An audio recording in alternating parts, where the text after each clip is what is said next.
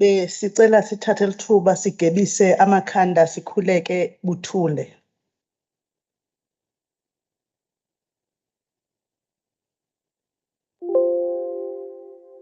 Amen.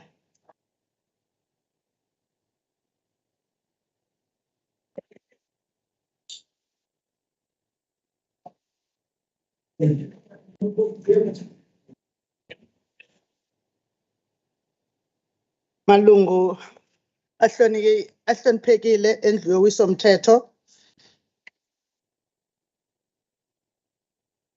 Ngokukhulu ukukrazuka kwenhliziyo sinazisa ngabo bathe basandulela ukusukela ekuhlaleni kwethu kokugqibela kwalendlu. Umnumzana uSipho Nxumalo, who was a leader of the ANC in Isikawini and an EPWP program participant in the city of Umhlatuze. Mr. James Land, a husband to Miss Wendy Leap, our former senior manager research, who passed away at the beginning of November. 7 taxi passengers who passed away and dozens who were injured when a truck collided with 3 light motor vehicles on the M35 outside Isipingo on Saturday night. Mrs. Sizani Maphumulo, umakazi ku Honorable Boyce. Victims of other road fatalities around the province in the recent past. And all those who may have passed since the last sitting due to natural or unnatural causes that may not be mentioned here. As a legislature community, our thoughts and prayers are with these families during their time of loss. May we rise for a moment of silence.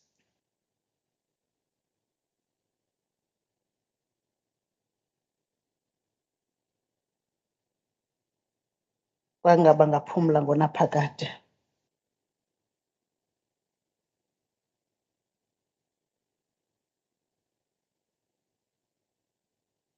Honorable members, we're now going to order 3, which is announcement. Today, in complying with NCOP processes and to enable the legislature to participate in the mandate required at the NCOP, we will deal with the debate and voting on the conferral of a final mandate on the Division of Revenue Amendment Bill B22-2022.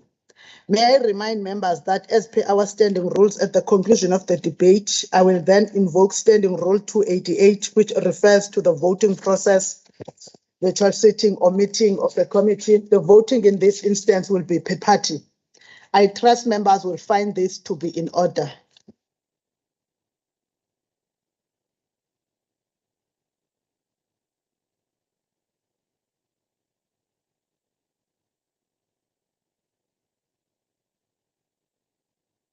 Okay, ayenza manje kwi-laptop.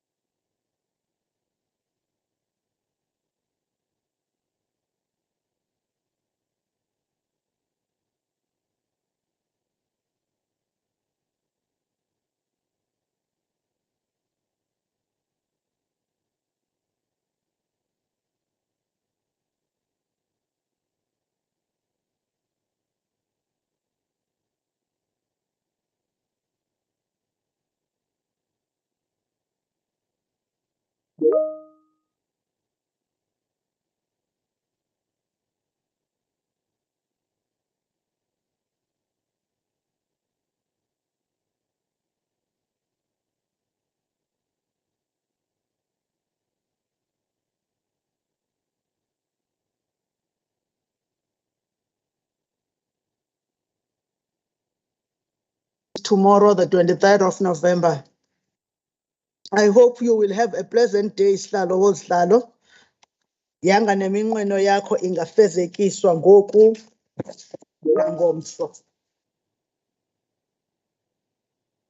Honorable members, the following has been brought to my attention and I wish to deal with it so that there will be no misunderstanding around this issue. It has been brought to us that some members do not submit their motions after delivery, and it is then left to administrative staff to chase after copies of motions. As we have said before, the standing rules are clear. Members must submit or email copies of their motions to the table staff. Otherwise, those motions will fall away. We request all party whips to ensure that their members do submit their motions after each sitting. We have been announcing the email that they must be sent to. It's still the same email. Emailed copies of emails are still, of motions are still required. You can now even address them to Ms. Nomkosi Ndaba or Mr. Mabandla Mbuli, who are part of the table staff. Some members, we have noted that they submit typed motions that do not exceed 100 words. But when they stand up and read out these motions, they liberally add to these motions, and in the end, these motions do exceed 100 words. This is not permitted, honorable members. Submitted copies of motions and motions that are delivered verbally in the House should not differ from each other. We have even emphasized that even when we are reading on behalf of someone, read what is written, instead of going to town with something that is not there. From now, all motions will be checked against delivery in future to ensure that submitted motions correspond with motions that are read out in the House. Should there be any discrepancies between the versions, these motions will fall away and will not be debated in the future. In this regard, we ask members once again to familiarize themselves with Standing Rule 106, which deals with motions. Honorable members, I hereby informed that the 2022 Parliament for People with Disabilities will be held on Friday, the 2nd of December 2022 at Ukhahlamba Local Municipality, and proceedings will start at 10 o'clock. Now we will move to announcements or reports by the Premier.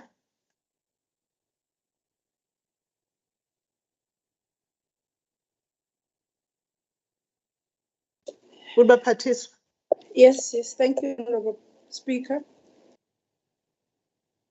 My apologies, I'm load shared. I don't know whether I can be heard. Honorable Speaker. Yes, we can hear you, Honorable Premier. You can go ahead, ma'am. Thank you very much, Speaker. I wish to report as following, honorable members. With regard to the launch of the 16 days of activism, we wish to report to the honorable members that KwaZulu-Natal government, in partnership with the Metro, will launch the 16 for no violence against women and children on Friday, the 25th of November, 2022, in Umlazi, E-section, ground number 5. The campaign will run from the 25th to the 10th of December, 2022. And this year's theme is socio-economic rights, empowerment to build women's resilience against gender-based violence and femicide. Connect, collaborate, contract.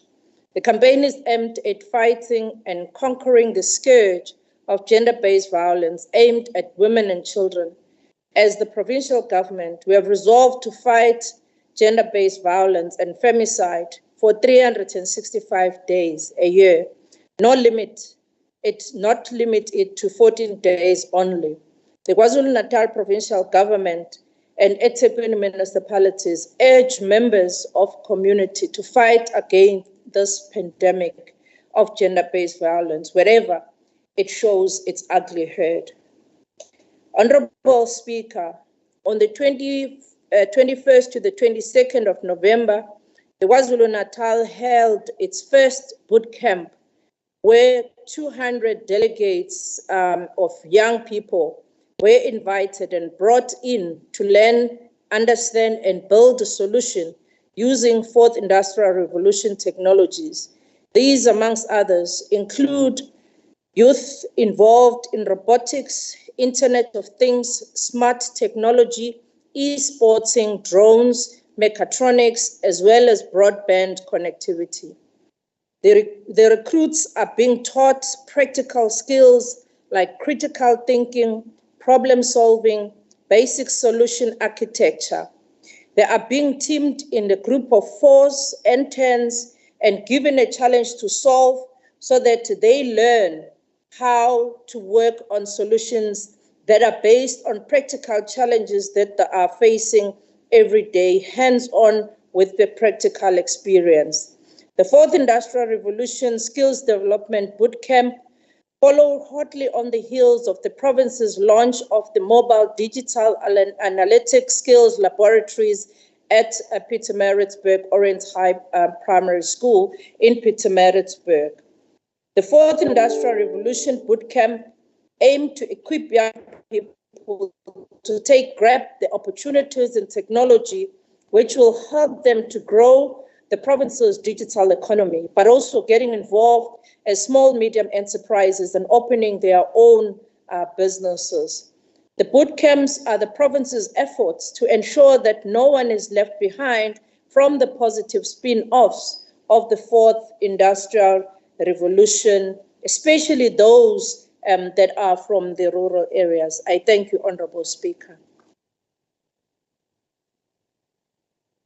Thank you, Honorable Premier. We'll now go to tabling of reports or papers.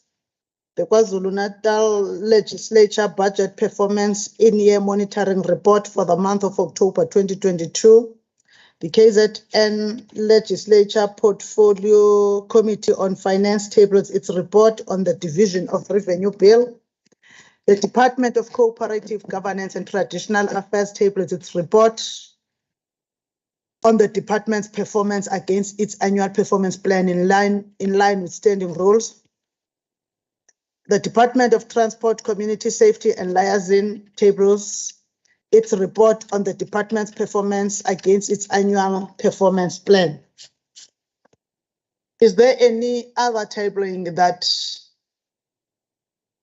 might have not been recorded? Honorable members of the Executive Council and chairpersons of committees, seeing that there is none, we will now move to Order 6, formal motions or notices by the Chief Whip. Honorable Chief Whip.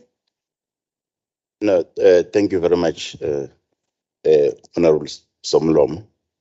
Siyabonga ukuthola ithuba. Hayi azikho izethulo esinazo nasehlanganweni lethu Somlomo. Siyabonga.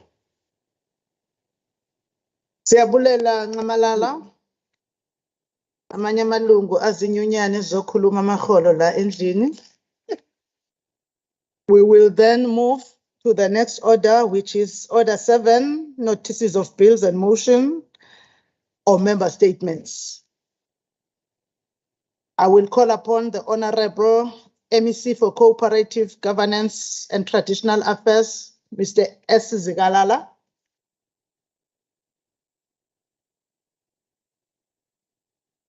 Thank you. Honorable Speaker and members of this House.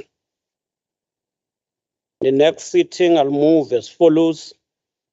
Noting the critical role played by the sphere of local government in the day-to-day lives of our communities, the importance of recognizing pockets of excellency wherever they occur within this sphere, this House resolved to support the effort by the Department of Cooperative Governance and Traditional Affairs to recognize excellency through the Municipal Excellence Award, which will be held in Durban this evening. to work on improving performance of all municipalities, to uproot corrosive trends such as employment of unqualifying people, corruption, and mismanagement. I so move. I thank you. The next member is the Deputy Chief Whip of KwaZulu-Natal Legislature, the Honorable VP Kaluza. Honorable Speaker, in the next sitting, I shall move as follows.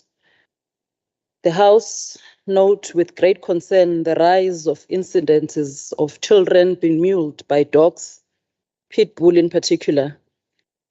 This House appreciates that this country has laws that protect both animals and humans against animals. The House therefore resolves to call on this House to debate means that will increase awareness on the rights of citizens against negligent owners according to the Animal Protection Act of 1962, and further request law enforcement to be decisive in implementing the Animal Matters Amendment Act 42 of 1993. I shall so move. The next member is the Honorable Chairperson of the Environmental Affairs Portfolio Committee, Honorable S.W. Mshengu. Thank you very much, Honorable Speaker. In the next sitting of this House, I shall move as follows. This House knows and appreciates the recent refurbishments of Margate and Khoza regional airports that is being handed over today to the district municipality by Honorable MSC as part of marking his 100 days in office. This is a practical demonstration of government's efforts to grow tourism and expand economic opportunities across the province. This House therefore resolves that AXA, as the entity of the state with the expertise to operate the airports, be engaged to manage these facilities in order to realize the value of investments, which amounts to around 90 million rands. I shall so move. Thank you. The next member is the Honorable Chief Whip of the Opposition, Mr. M.B. Gwala.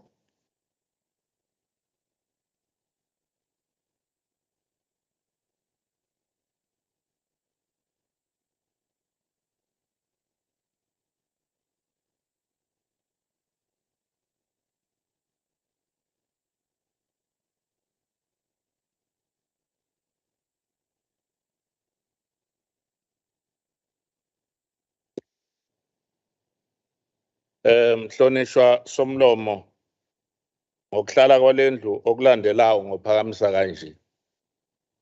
Lendlu iyafisa ukuqhakambisa iqhaza kanye nokuhlakani obuyisimanga okukhonjiswe uNdunankulu kaZulu, umntwana kwaphinda ngena inkosi uMangosuthu Buthelezi, okuholela ekutheni kugcina kugcotshwe ngokusemthethweni isilo umisa uZulu kaZwelithini. Umntwana kwaphinda ngene kuhlule noma enxokofuba ebizwa ngazo zonke inhlamba kodwa ukumelile ukuba uNdunankulu kwaze kwaba sekugcineni engabheke nzuzo. Lendlu inquma kanje Somlomo ukubongela uZulu wonkana ngokuthi liphumile ilanga kwaZulu. Okwesibili, ukubonga umntwana kwaphinda ngene ngegalelo lakhe lokulandela imigomo yosiko yokuqoka ohlala esihlalweni sobukhosi. Okwesithathu, ukubongela umntwana kwaphinda ngene ngokwembathiswa isilo isikhumba sebhubesi okuwuphawu oluseqophelweni eliphezulu esigabeni seNgonyama. Okwesine, ukubonga umengameli wezwe njengoba kuqala ngqa emlandweni wakwaZulu ukuthi isilo semukelwe uhulumeni njengeNgonyama. Somlomo ngophakamisa kanje.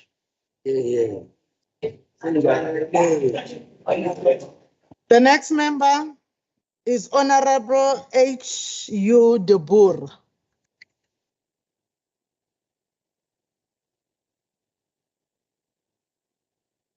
Morning, Madam Speaker, honourable members. I give notice that at the next sitting of this House, I shall move as follows.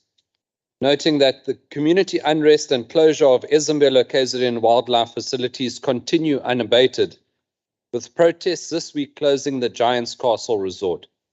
Promises by Ezemvelo to employ people who live nearby nature reserves seem without substance. This House resolves for the EDTIA MEC, Honourable Duma, to urgently form a public-private partnership with industry, traditional leadership and labour experts to assess Ezemvelo's employment crisis and implement a sustainable employment action plan. So shall I move. Thank you, Honourable Speaker.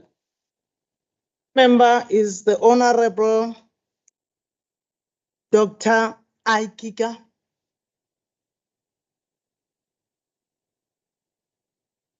Greetings, Madam Speaker, and thank you for the opportunity. I give notice that at the next sitting of this House, I shall move as follows. That this House resolves to note 1, that the DA welcomes the SCA judgment upholding the finding that Zuma's medical parole was illegal. This judgment is a victory for the DA on behalf of the people of South Africa and for the rule of law. 2, as ordered, Zuma must return to the escort jail to finish his sentence.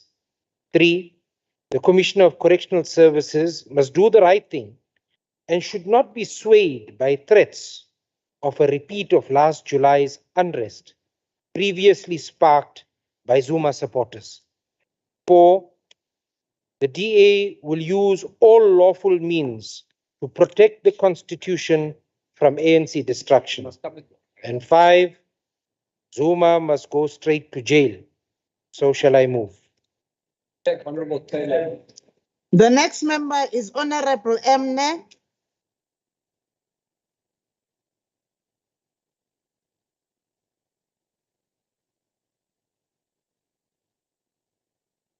Where is Honorable Naye?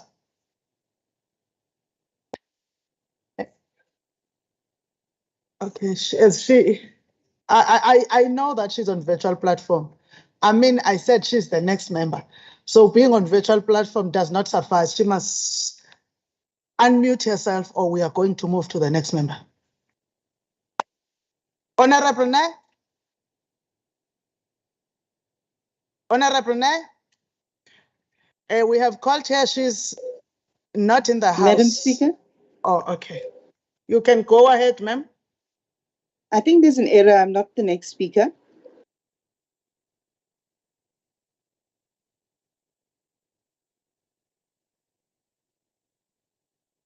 You saying what, ma'am? Honorable member, what are you saying?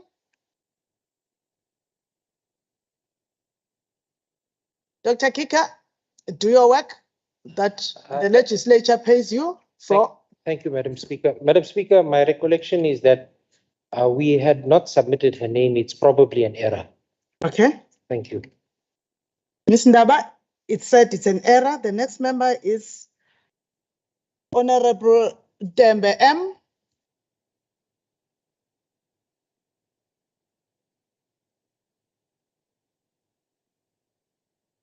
In the next sitting of this House, I shall so move, noting that 16 days of activism is upon us. The more of the same old has been done during this time that has yielded in less than positive results, while our province is still riddled with the war of GBV.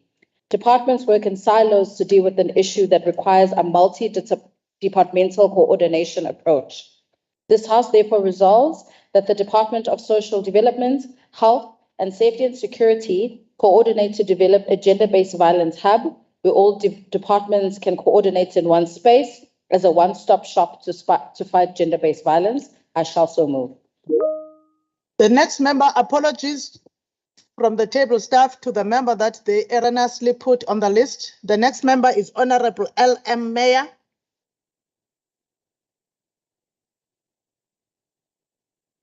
There we go. Thank you, Chair. And I rise as one of the 44 Afrikaans speakers in the country. Madam Speaker, I hereby give notice that I shall move on the next sitting day of the House as follows. This House notes that the Constitution of South Africa states that South Africa belongs to all who live in it, united in our diversity. KZN is a culturally diverse province. And members of this House has taken an oath to uphold the Constitution and serve all citizens of KZN, regardless of their cultural background. This House therefore resolves, this House commits to protecting the cultural heritage of all cultural groups residing in our province. This House condemns any steps taken by the Msunduzi municipality to destroy the Chief Albert Lutuli cemetery that is of great importance to different cultural groups within our country. I shall so move. The next member is Honorable LXH Hlongwa Madlala, the chairperson of Human Settlements Portfolio Committee. Thank you, Honorable Speaker. Ngokuhlala kwalendlu okulandelayo, ngiyakuphakamisa kanje. Lendlu iqaphela ukuphumelela kohlelo lwe-National Council of Provinces olwaziwa ngo-Taking Parliament to the People esifundeni sasoGwini kuleli viki eledlule. Lendlu iqaphele izethulo eziningi okufakwa phakathi kwazo ukubalwa kokusilelwa emumva kohlelo lwezindlu njengalokhu abantu bebekhuluma ngosuku lwalo ngolwesine. Lendlu inquma kanje: ukunxenxa umphathiswa walomnyango Dr. Mahlaba ukuba landele ngokusheshsha ezikhalweni ezethulwe ngabantu bakithi laphaya ngokungasheshi kokwethulwa kwezinhlelo zokuhlaliswa kwabantu. Ukunxenxa umphathiswa uzikalala wakwa-COGTA ukuba alekelele umkhandlu wesifunda sogu ngohlelo lwengqalasizinda okuyiyona ebalwe njengezinye zezinkinga ezenza kungasheshi ukwethulwa kokuhlaliswa kwabantu kulesi sifunda. Ngiyakuphakamisa Somlo. The next member is Honorable Mshengu KI.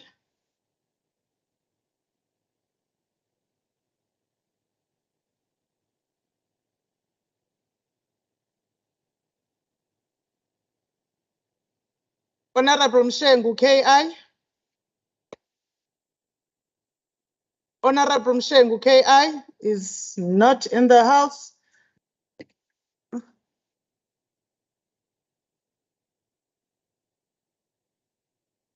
Thank you, Speaker. In the absence of the member, I think we can move to the next one. Thank you very much. The next member is Honorable Ngubane LD.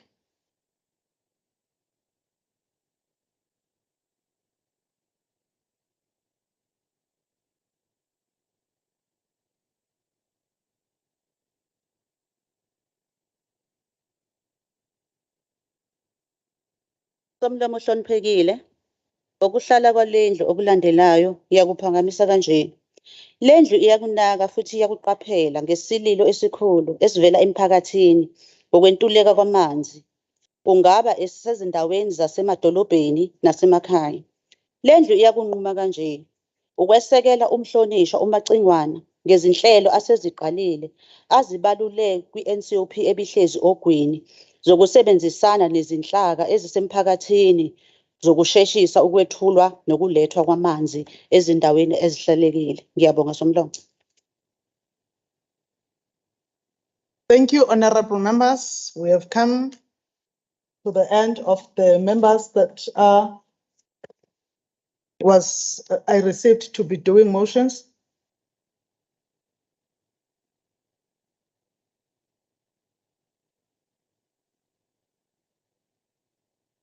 Secretary, get closer to your table staff.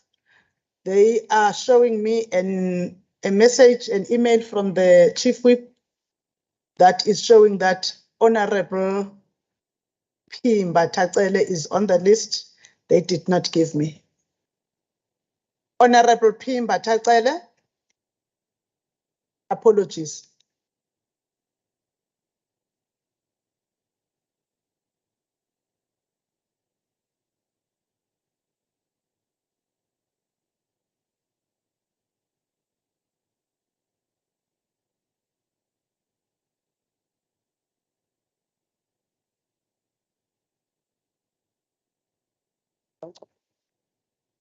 In the next sitting of this House, I shall move as follows.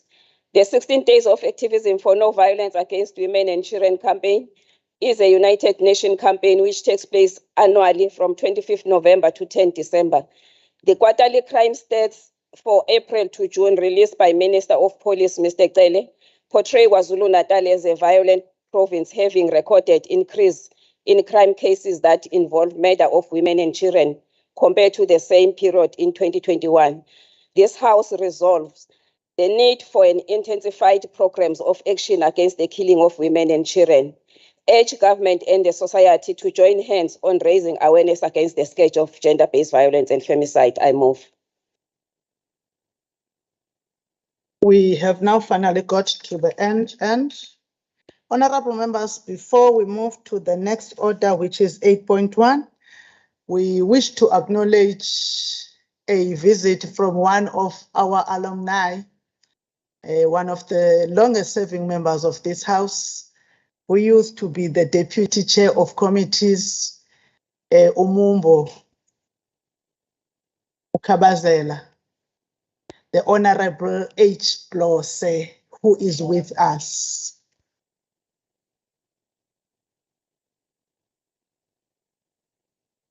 Siyabonga Mumbo for being with us. Honorable members, we'll now go to orders of the day. We'll start with 8.1 and receive the report by the MEC for Cooperative Governance and Traditional Affairs on the department's performance against its annual performance plans in line with Standing Rule 1131. Imizuzu ke ingamashumi amabili.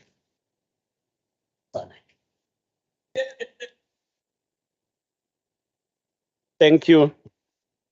Honorable Speaker, honorable members of this august House, the former deputy chair of committees who is with us today, HOD Tubane, Honorable Premier, all members of the legislature, those who are here and those who are connected virtually. We welcome the opportunity as the Provincial Department of Cooperative Governance and Traditional Affairs to account to this House on progress we have made in achieving our constitutional mandate, implementing program of action as informed by electorate, the medium-term strategic framework, the National Development Plan, the Provincial Growth and Development Plan, and other policy instruments. We are inspired by the simple vision of creating a cooperative governance for sustainable delivery. We see the mission of KZN COGTA as grounded in coordinating and fostering coordination and building capacity to accelerate the delivery of quality services to communities. Through the district development model, we aim to improve the performance of local government so that it can succeed in the transformation of the lives of the people of our province. The work of our department is organized around 4 programs that today we will be reporting on successes we've made in meeting the key performance areas and the impact we're making at the call phase of service delivery. Program 1 is administration. Program 2 is local governance. Program 3 is development and planning. Program 4 is traditional affairs. Honorable Speaker, we present this midterm review, like all other departments, having gone through some challenges, including the deadly COVID-19 pandemic, the unrest of July 2021, and the catastrophic floods the province experienced in April and May this year. While we are working, we are also mindful of cost-cutting measures which still had to restore the sustainability of the provincial fiscus, but without compromising our key priorities and service delivery. Coming straight to the report, the department implemented 2 annual performance plans during the first and the second quarter of 2022 and 2023 financial year. The first was implemented during the first quarter, which was April 2022 to June. The second was retabled. The retabled APP was implemented from July till now. Now, the tabling of the revised APP was on the 12th of July. The first APP had 126 targets, and the retabled APP has 129 targets. In the first quarter, Program 1 achieved 100%, Program 2, 96%, Program 3, 100%, Program 4, 100%, and the overall achievement was 99%.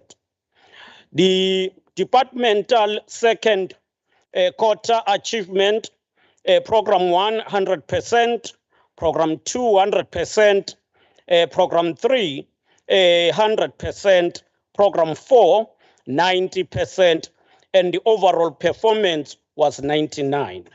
Just to look on Program 1, few elements, the department is pleased to report that COGTA in KwaZulu-Natal once again achieved a clean audit in the performance, in performance information annual financial statement, as well the traditional levies and trust account. And I think that deserves a big round hand of applause.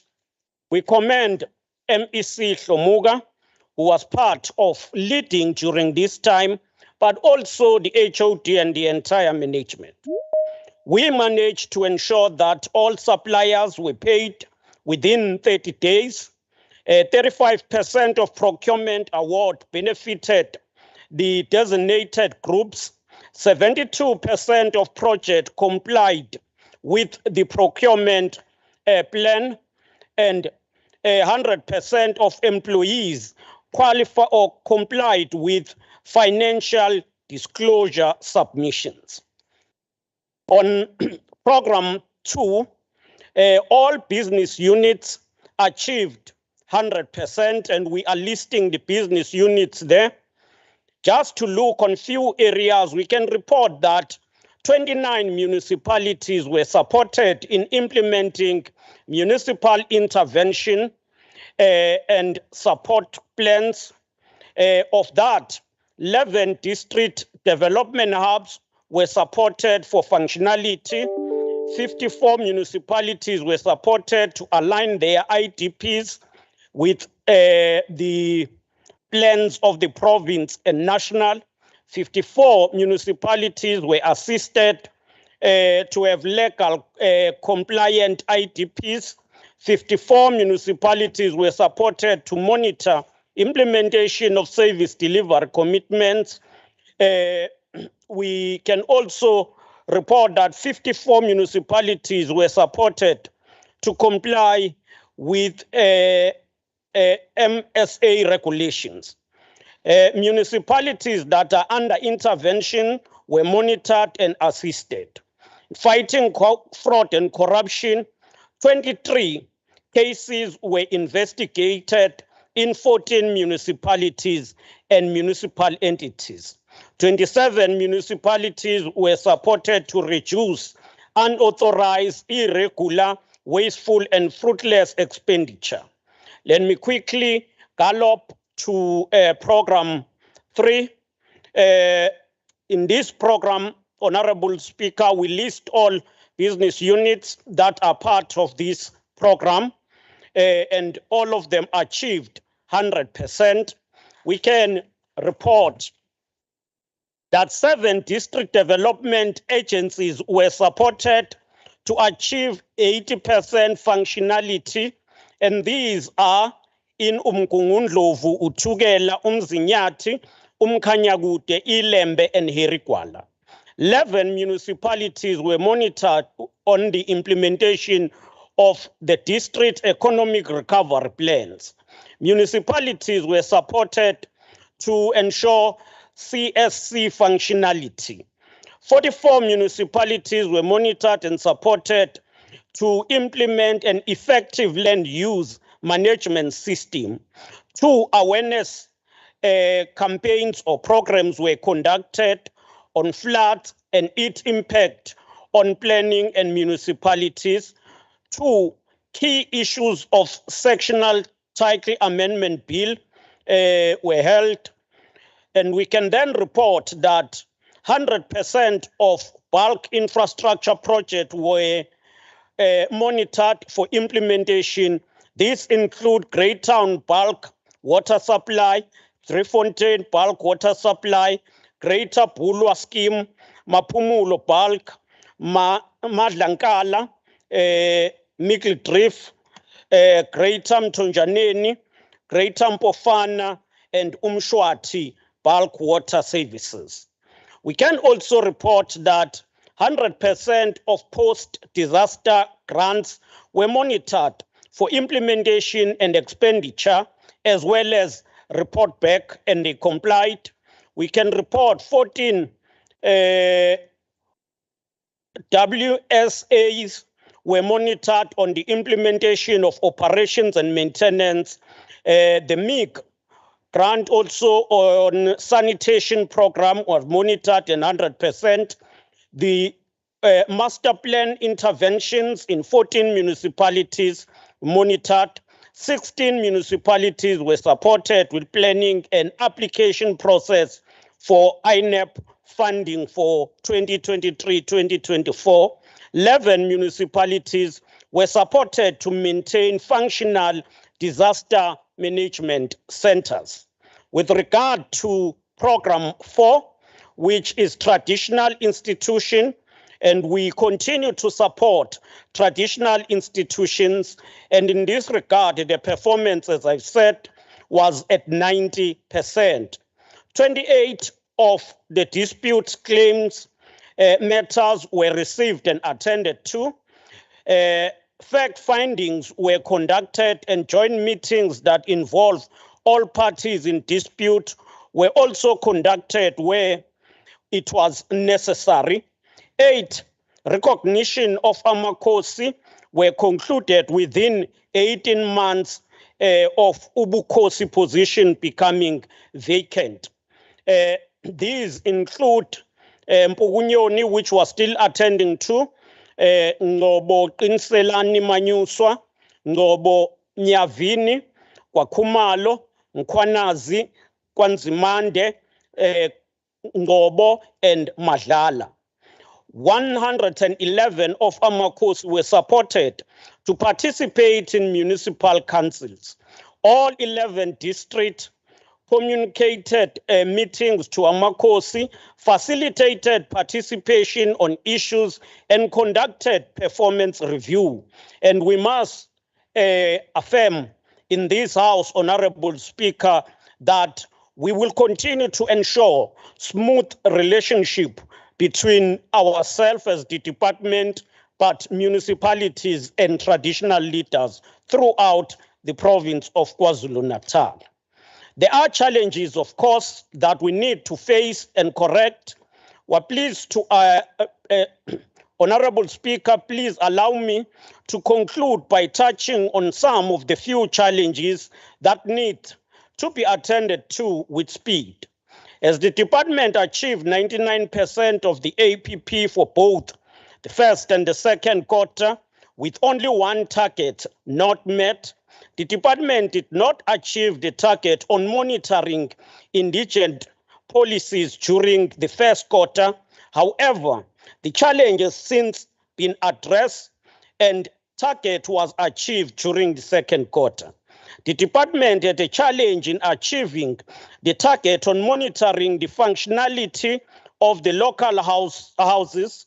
This is due to King Echwayo local house that has not yet reconstituted. We are convinced that the corrective actions is to have engagement with all traditional leaders within King Cetshwayo district to ensure that we resolve this matter and reconstitute the house. Let me use this opportunity to pay tribute to my predecessor, Honorable Shomuga, for the solid foundation he left for us to take the work forward. We also wish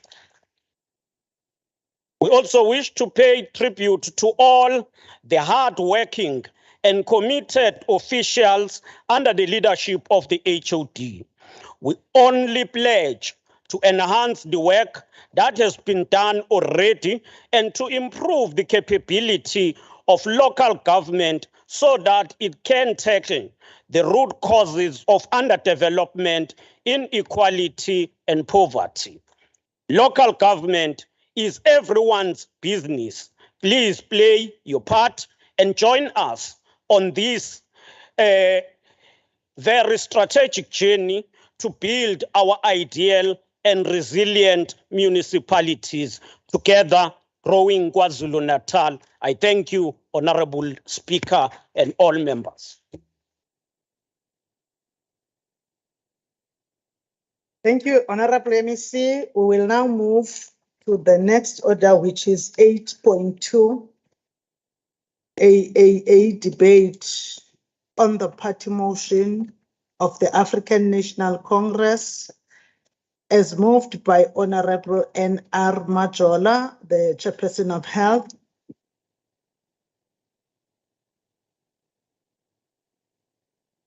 We now call upon the Honorable Chairperson of Health to introduce the party motion for 10 minutes. Thank you, Honorable Speaker. Honorable Speaker, Deputy Speaker, our former Deputy Chair, Mam Glose, Honorable Premier and your Executive, Honorable Chair of Chairs, Honorable colleagues and distinguished guests, both live and virtual, I greet you all. According to the first law of library science that says books are for use, that alone constitutes the basis for library services. This means that close monitoring of our libraries by us as legislators is critical for the purpose of transformation. The reason why I say is because we are the ones responsible for redressing the past using relevant legislative framework agreed upon through the process of public hearings as stipulated by the National Council of Provinces. The first phase is done of ensuring that libraries are available in all municipalities, but our critical step is the content now. Speaker, for appropriate content to be achieved, it demands proper funding, staffing and stocking as per the Act 92 of 1998, which is the reason for this debate. Speaker, in the campaign for school libraries led by Equal Education, thousands of high school learners, teachers, and parents have made a commitment to ensuring that the government provides every school in the country with a fully functioning library. Equal Education was flooded with thousands of letters and petitions in support of these objectives. Equal Education Policy, Communication and Research Department has concentrated much of its efforts on researching the benefits of every public school in South Africa, having a library that is adequately stocked and staffed by a qualified librarian. Speaker, since South Africa's democratic transition, the right to education for all has been seen as a key legislative priority. We are all aware that apartheid created a deeply fragmented education system. Black schools, the majority in both urban and rural areas, were left under-resourced. Only 8% of public schools in South Africa have functional libraries then. These are almost entirely situated in former Model C schools, which have resources to stock and staff these facilities. Approximately 20,000 schools are without libraries, thereby denying learners access to regular reading opportunities. It has been researched and concluded that a stocked and staffed and fully funded library in operation within a school alone improves students' reading performance by as much as 8%. Beyond direct academic benefits, libraries offer social advantages too. Compliance is a must to meet the standards set by lawmakers.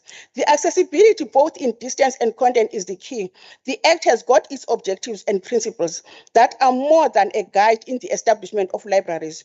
To mention few, it is the provision for essential national minimum norms and standards, promotion of public access to libraries, promotion of cooperative governance and the coordination of responsibilities, provision of measures to redress the inequality of the past, and lastly, to encourage the culture of learning. Speaker, transformation is bitter to those on the comfortable seat, but a must to committed lawmakers. Speaker, the vision we are holding on is to have a world-class African National Library and Information Hub. Libraries are meant to record, preserve, conserve, and make available a complete South African documentary heritage, fostering a reading nation towards an informed citizenry. Speaker, release of killer called Janus Walus. It's part of our history or heritage that must really be preserved in our libraries. It is further critical to ensure that knowledge is preserved for posterity and that information is available to all.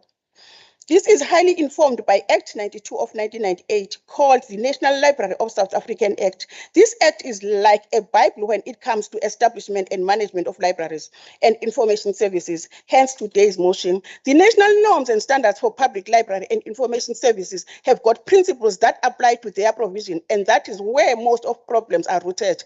It's through these principles as laid down in the legislative framework that the objectives of the Act can be achieved. Its accessibility on the basis of equal access for everyone is qualifying to the principle of equitable access. Speaker, currently, libraries are built and some meet structural designs. We agree, but as this government, with the mandate of transforming libraries, we have to deal with the content now. All the libraries that were inherited need to be audited as to what is contained there. How much of South African history post-1994 is available for learners to understand why the word democracy and how it was achieved. It can be political.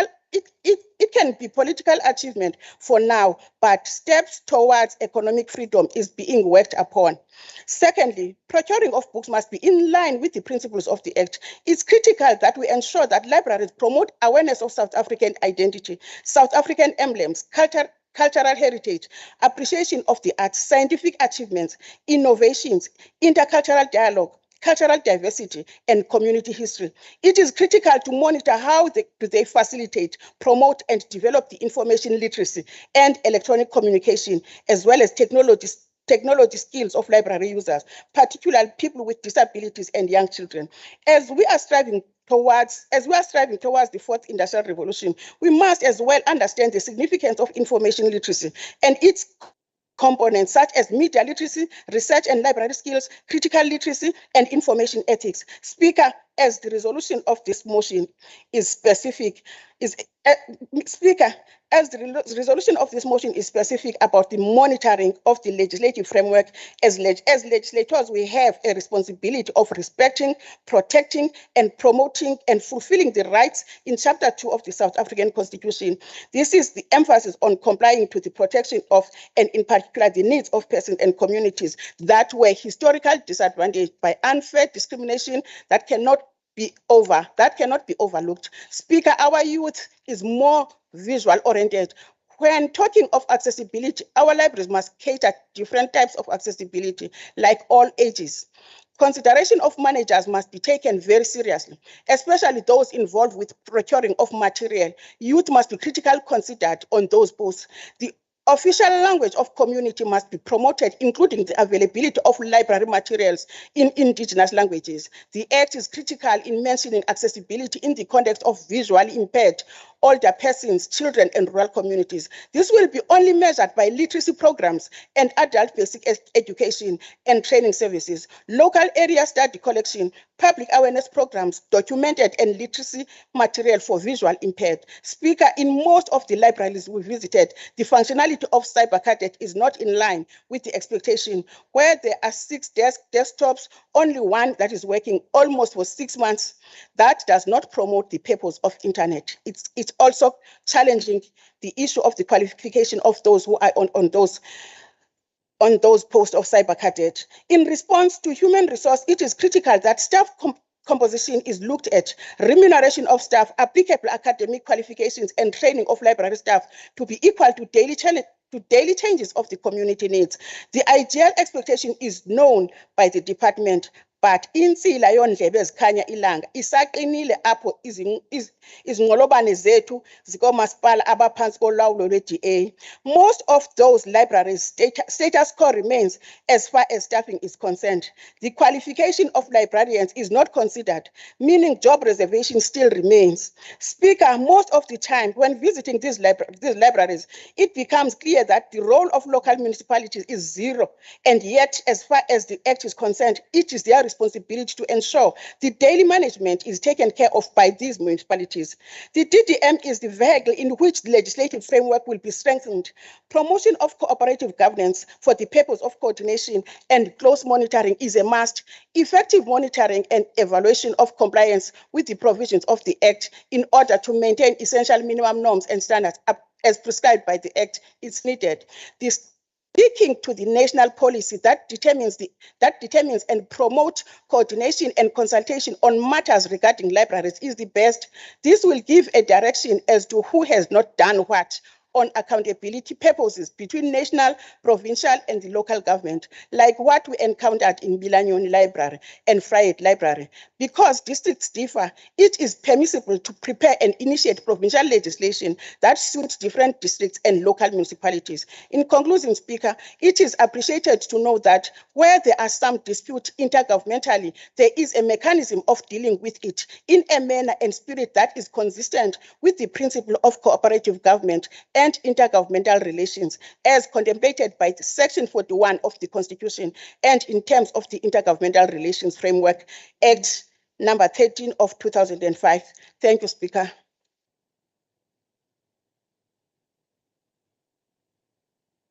Now that the motion has been introduced, we'll now go to the members that are going to participate in the debate. The first speaker for 8 minutes on behalf of the ANC is Honorable Bishop Evie Dube, the chairperson of the Transport Portfolio Committee.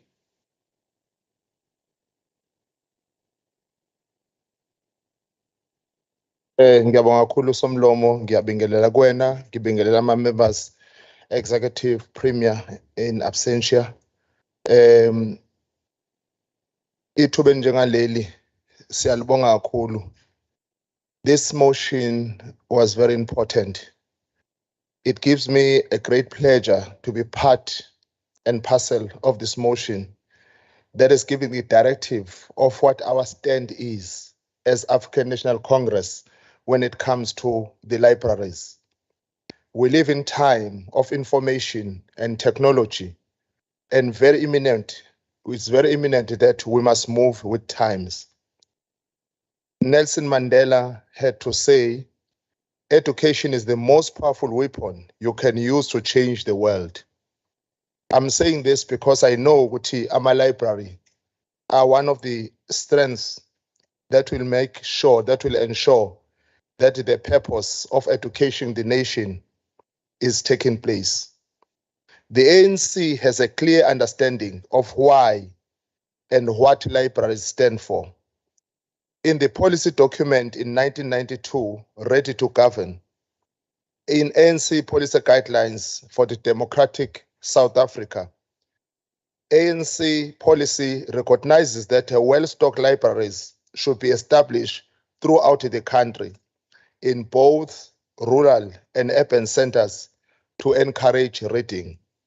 If you were to ask me a question, have we done that in KwaZulu-Natal? I will give you a big yes. The ANC-led government is making good strides towards realizing the ultimate goal of the National Democratic Society that will ensure that every child is acquiring the necessary skill that may be needed to build a healthy nation.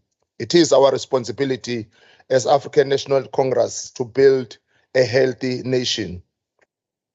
We do have public libraries and we know their function. The primary purposes of the public library are to provide resources and services in a variety of media to meet the needs of individuals and groups for education, information and personal development, including recreation and leisure. Maybe, Chair, it is important for us to ask these questions again. Have we done that in KwaZulu-Natal? How far are we? Do we have a vision? Yes, our libraries are distributed in almost all the municipalities and all the districts, 11 of them. I think presently we have about 282 libraries, and there are various types of libraries, standard libraries, mainly with the functions of studying and circulating information. There are also modular libraries. Ziningi inselelo okumele sizilungise ezicace zavela ngokusobala ngesikhathi sehambele lemtapo yolwazi ama-library emsebenzini we-oversight. We recognize that libraries are short-staffed.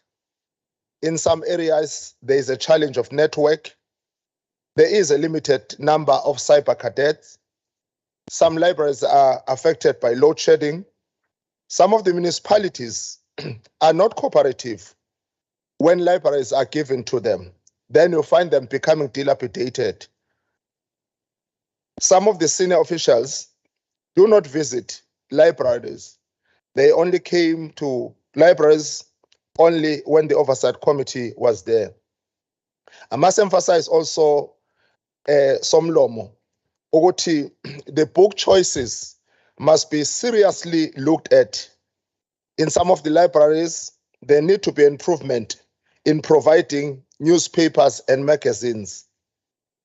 We also realize that the procurement process is a little bit slower. School libraries are very important because they are the places where students are getting information that is written by reputable scholars who come from different parts of the world. A library plays an important role in creating a school culture which helps every student to grow on their individual basis as well. Umuntu akancome kakhulu ukuthi enye ama-library eyakhiwe ngesikhathi sethu i-library ese-Potchefstroom. Yinhle kakhulu iseqophelweni eliphezulu, inazo zonke izidingo ezingebonakalisa ukuthi siyawuqonda kahle umbono kaKhongolose ukuthi ayini ama-library kumele enze umsebenzi omuni. Angigcizelela ukuthi-ke singathanda ukubona ama-library egcwele incwadi zomlando wase-Afrika nowethu umlando, kanye nalezo eziqhakambisa iqhaza elibanjwe amaqhawe namaqhawekazi akithi elwela umzabalazo walelizwe. Asithengwe izincwadi zababhali bethu, whether it's fiction and non-fiction ezilocal. Lokho-ke ngikusho ngoba ngiyazi ukuthi sinohulumeni ozwayo, sinohulumeni olalelayo, siyohulumeni owenza into eyenelisa izidingo zabantu. Kuyofaneka ukuthi umsebenzi wenziwe ngokushesha wokwakha ama-library.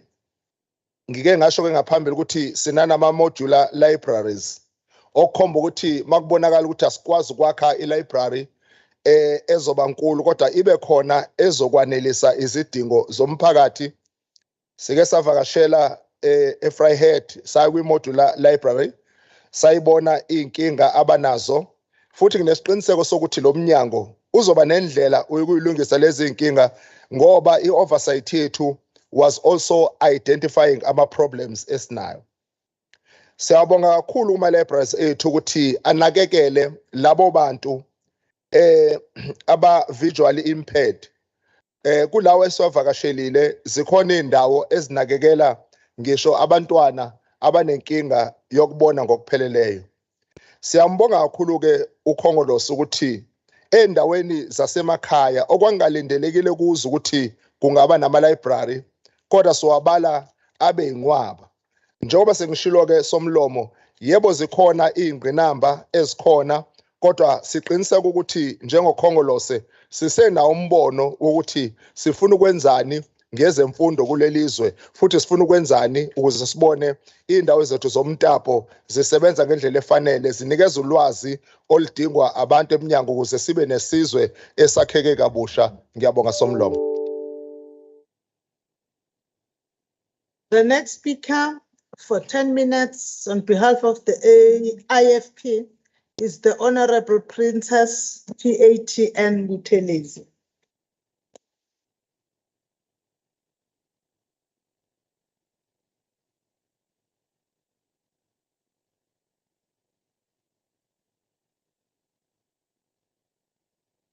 Honorable Speaker, I'm greeting you. Honorable members, kuyangithokozisa kakhulu ukubona ukuthi kulo hulumeni wethu kusekhona abantu abaneqiniso. Siyabonga ku-Honorable Majola ngokuthi uphakamise the substandard management of public libraries by our government. Thank you for identifying and admitting these glaring failures by our government. Kudos to you. First and foremost, the IFP would like to raise the problems encountered by students in the library. There have been students done. The findings of the study revealed that there are challenges such as, for example, lack of proper knowledge on how to use information retrieval skills, insufficient user education, lack of computer knowledge, information communication technology, ICT, in accessing information in the library. Not exclusive to our province of KZN is the problem of computer knowledge because of access and failure of provision such knowledge systems in our schools. The IFP would like to note that, let alone the computer knowledge problem, our schools and public libraries do not even have the electricity to operate these computers. The other problem faced by our students is that the facilities themselves are depleted. Such facilities must be fixed and monitored. There are sanitation problems riddling the country. These are all things that need to be fixed. During the NCOP week, a long program in November, just last week in the public engagement sessions, young people expressed the need for libraries in the Ugu district. They said they are tired of being the IFP. They are tired of being bombarded with community halls. What they need is libraries, not halls, and internet centers instead of community halls. Because most of the time you find the municipalities building community halls, even some in closer places where it's not necessary. I think that our government must monitor even those halls. Do the community really need the halls instead of libraries? Because the libraries are more helpful than the halls. The halls are just maybe for entertainment, weddings, and funerals. So the Etuku, they complain that they are halls, but they desperately need libraries. Furthermore, I'd like to alert the House to the problems facing school libraries themselves. What are the problems facing school libraries in South Africa? According to the South African Department of Arts and Culture, South African students, especially public schools, face many challenges in relation to the functioning of libraries, including non-existent space to house a library, and the lack of learning resources, funds, and staff. South Africa has just over 11,000 public libraries, and not every community has a library or a well-resourced one. The IFP would like to alert you to the problems of library development in Africa as a whole, not in KZN only. These include the lack of financial resources, human capacity, technology shortages, and the lack of legal framework at national and international level to support the library efforts to document and communicate indigenous knowledge. Furthermore, our libraries still have a European face. Where are the indigenous knowledge sections? Just as the former leader has just mentioned, that really we need books which are also about our history and about our leaders, as Honorable Nyamazan has just mentioned. I'm also supporting that we find books about Jimmy Kruger or whatever, not about our heroes, and heroes in all parties, not in one political party. What you always discover when we visit the libraries, we find the books about only one political party. Other parties, as if they were no leaders. Even during the march, when the women were marching, even Omakoko, they were there. But we will never see that. So I think our government, as we know, they are able to do things. They can change all those things. This must be reflecting the knowledge of we consume. It must be localized and context specific. Books tend to be expensive in South Africa because of various factors. According to a publishing director at one of publishing houses, and this is because a lot of books sold in South Africa are imported from the United Kingdom and United States, which have stronger currencies against the rand. The IFP asks, why are we importing books where our publishing houses and locally brewed content? Books are priced out of reach for many people in a country where around half of 58 million citizens live or on less than 992 per month. The IFP feels before anything we need to foster a reading culture, because most of our people really are lazy, even the elder ones. Even here, we are so privileged. Our government speaker and the leadership are giving us opportunities to study, but most of us really, they don't take it serious. Even during the councillors, when our MEC Dube Ngobe was in charge of our councillors, we studied a lot. We had many programs, but now I think our government can force even noma nibaqasha nje need to make sure ukuthi banani noma kusiza la ngoba mostly ngathi ama politicians they don't take it serious mhlonisho ukuthi sinani when you siza la deploy ke kodwa this thing must change. Or you find a person can't reach even i-agenda. iPad nje umuntu uyozayo nayo ku-meeting. Yes, I know, I've been a councillor, they do that. So we must encourage a reading culture. Research reveals that only 12% of grade 4 learners in South Africa can read for meaning, which has a negative impact on their learning experience. As the Honorable Majola put it, public libraries enhance quality of life, well-being and happiness. The IFP agrees and would like to add that reading is the foundation of learning. It also gives readers, especially children, a connection with their world that few experiences provide. Our learners and youth need to be capacitated, and we can do this through equipping them with social capital, and social capital is produced through education, the same education that this youth will get through centers of knowledge dissemination like libraries. Our government must not do the bare minimum. It must see education provision from providing us with schools, public libraries, with healthy facilities, with our texts. One of the solutions in providing mobile libraries that deliver books right to the readers to doorsteps. This is already working well. Western Cape, Mdantsane, Eastern Cape, and Soweto, Gauteng. The women each have a tag filled with books for everyone, from children to adults, that they transport around the township. Each tag can carry up to 650 books. And the libraries work from Monday to Thursday in Khayelitsha in Western Cape, Mdantsane in Eastern Cape, and Soweto in Gauteng. In country that's struggling to establish a reading culture, these tags are a creative way encouraging reading. These mobile libraries are a valuable source of community. The IFU would like to note that the biggest challenge public libraries are facing are funding. It's rare that funding isn't an issue with our government. There is a deep concern over the financial situation for libraries. If we are to breed critical thinkers, let us fund and fix our public libraries. I would like to finish with this quote by Bantu Biko. They encapsulates the idea of what it will take to have our demands met so well. The systems concedes nothing without demand, for it formulates its very method of operation on the basis that the ignorant will learn to know. The child will grow into an adult, therefore demands will begin to be made. It gears itself, resists demands in whatever way it sees fit. We will demand until you deceive. I thank you, Honorable Speaker and honorable members. The next member on behalf of the Democratic Alliance for 8 minutes is Honorable B. Singh. Thank you, Honorable Speaker. The resolution to ensure that strict monitoring of all library is just an election gimmick by the ANC. This ANC has allowed the libraries in the province to become dysfunctional. The ANC is dead as a dodo. For the last 3 years, the Department of Arts and Culture has failed to procure library books. Let us pause for a second and think about this. Not a single new library book in our libraries across the province for 3 years.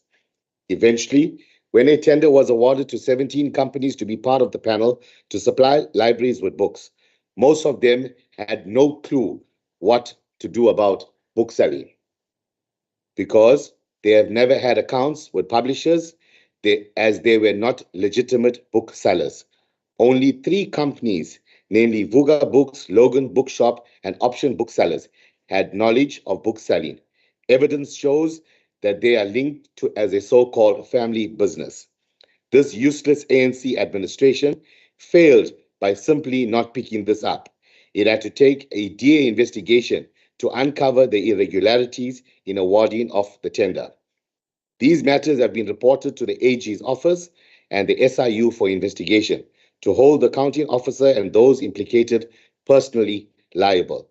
The ANC is dead as a dodo. Surprisingly, none of the 17 companies are members of the South African Booksellers Association when the names were published on the Department of Arts and Culture website. The Democratic Alliance raised the alarm that this tender has irregularities. The department failed to do anything.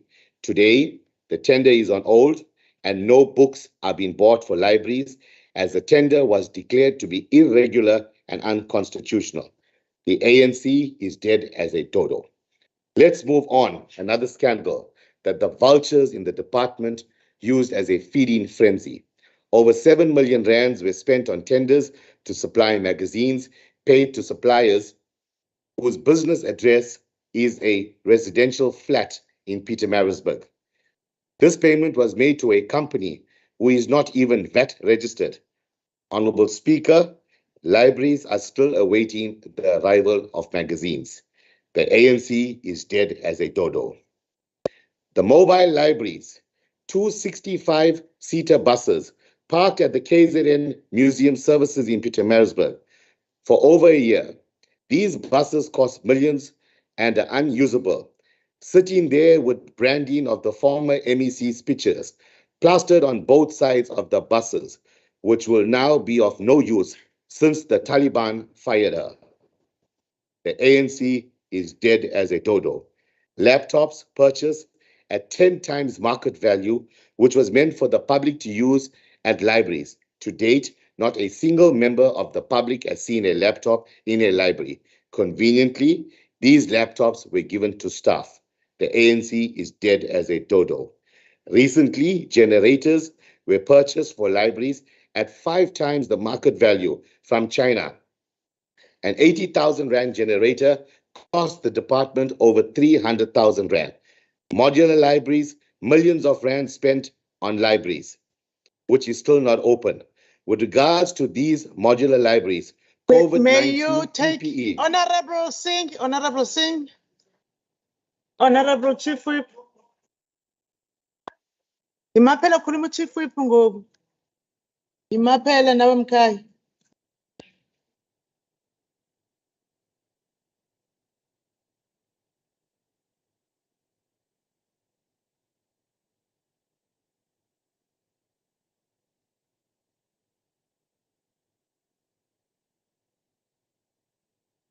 Thank you very much, Honorable Speaker. I rise on Rule 57A on a point of order. I'm here as the Chief Whip of the ANC. I'm not dead, and you can't allow an honorable member to mislead the House.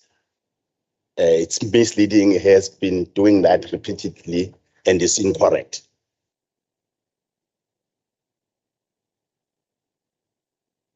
Singh, did you say members are dead? No, Madam Speaker. I said the ANC is dead. I never mentioned a single member.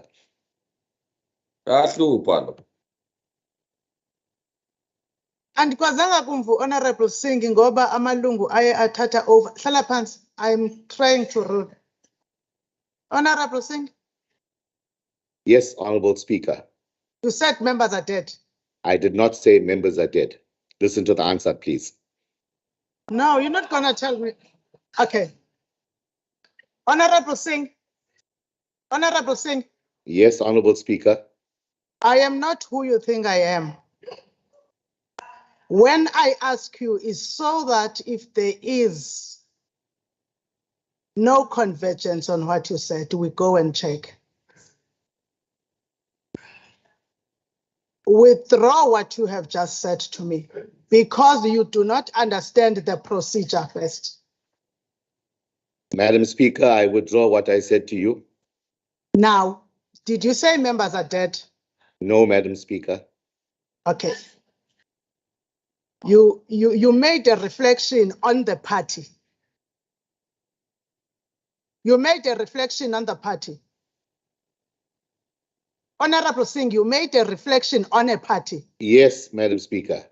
Honorable Chief Whip, I will consult because when members are debating, they can make reflections that are political in terms of their own parties. But I will consult and then we will come back with a ruling before the end of the week.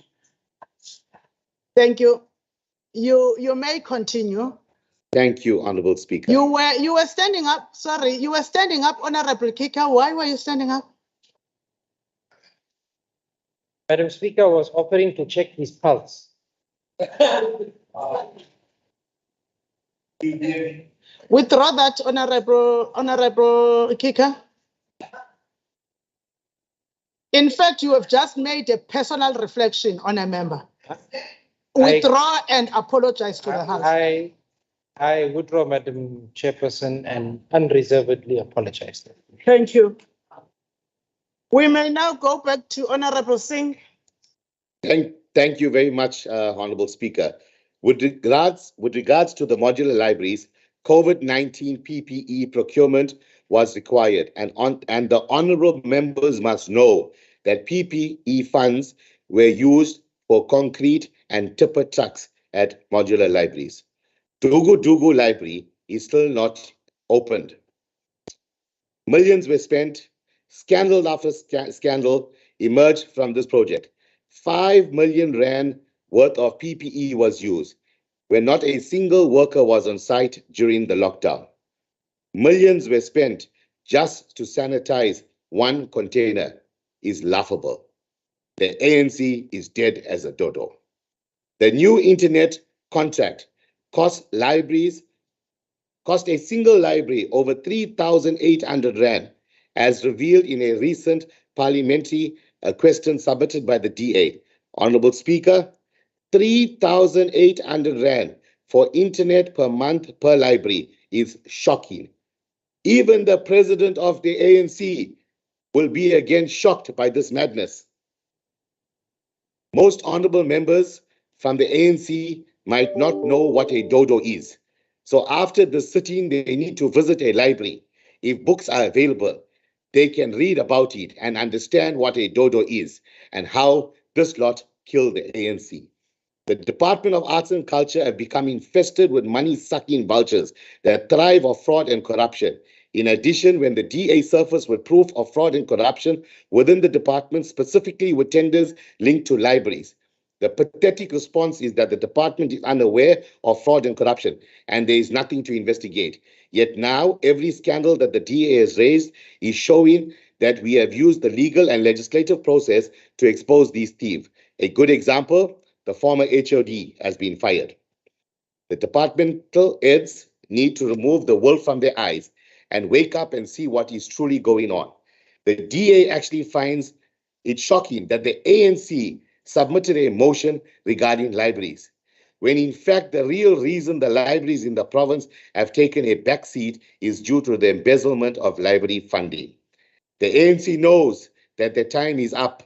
In the next election, they will be in opposition benches.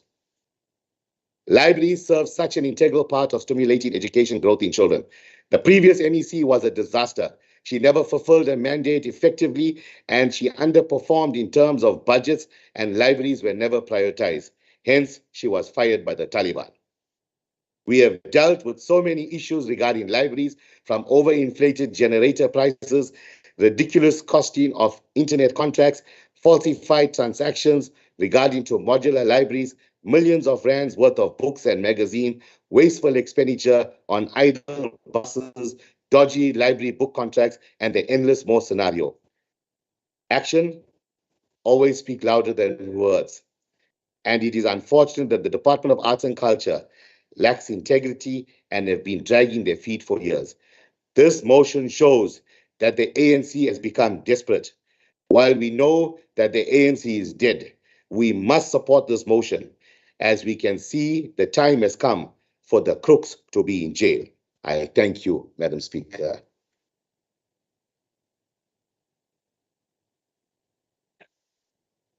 The next member on behalf of the EFF is Honorable P.P. Herricks for 6 minutes. Greetings, Honorable Speaker, Honorable Premier, Honorable Members of Literacy, to provide countless resources such as educational materials, training, courses, scientific publication to visitors.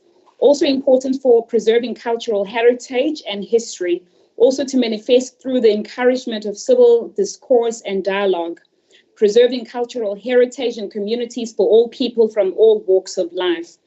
Findings indicate that public libraries provide diverse information services to learners, parents, general workers, students, women, and young adults, and children in their different age groups, occupationals and general activities performed in their roles of facilitating access to information services.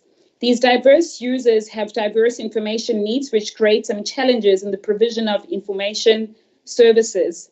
The limited funding, the shortage of skills and knowledge technology, and time, amongst others, are challenges limiting provision of information services, recruiting potential users, contesting for technology. Honorable Baiti, Honorable Member. Thank you. You can continue, Honorable Member. Thank you. These diverse users have diverse information needs, which create some challenges in the provision of information services. Limited funding, shortage of skills and knowledge technology, and time among others, are challenges limiting provision of information services. Recruiting potential users, contesting for technological training of skills are some recommendations. I thank you.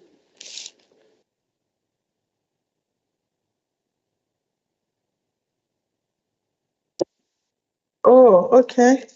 The next member for 9 minutes on behalf of the ANC is the chairperson of committees, the Honorable HGS Mavimbela.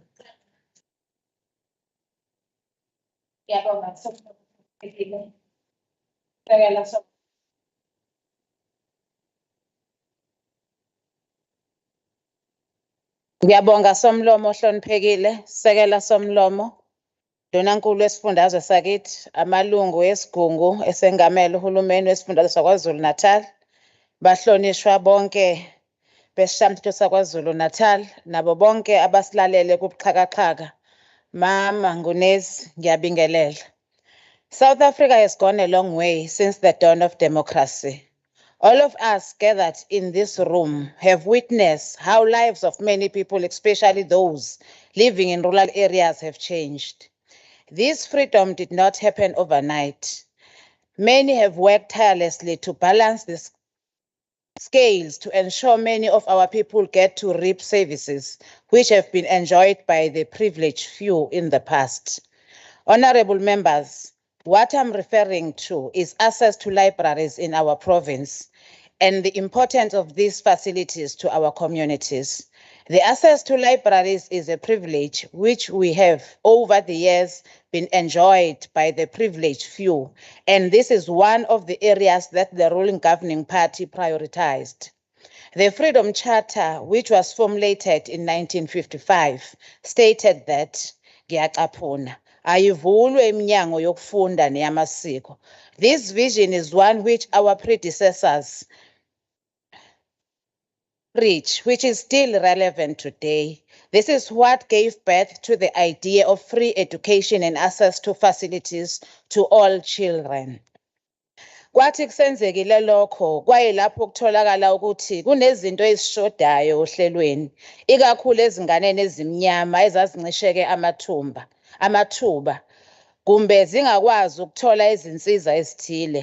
Kube semqoka ukwakhiwa kwezakhiwo ezifana nemitapo yolwazi eseduzane nemphakathi ukuze abafundi nezingane zikwazi ukuthola lezi zakhiwo ngasemakhaya.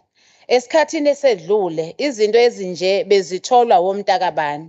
Imiphakathi yabamnyama kwakudingeka ukuba ihambe amabanga amade ukuze ikwazi ukufinyelela ezikhungweni ezifana nemitapo yolwazi, imitholampilo nesibhedlela.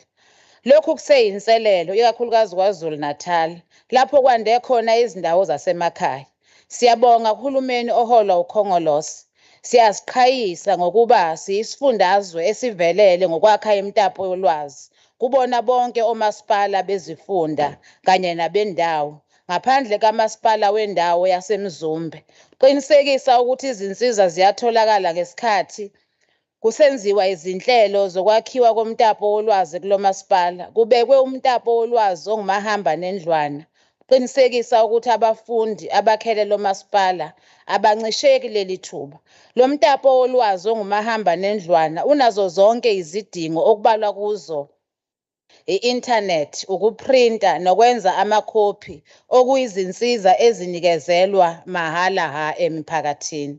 Honorable members, as many of you are aware, most of our children in rural areas still attend school which lacks services such as internet, newspapers, and study guides.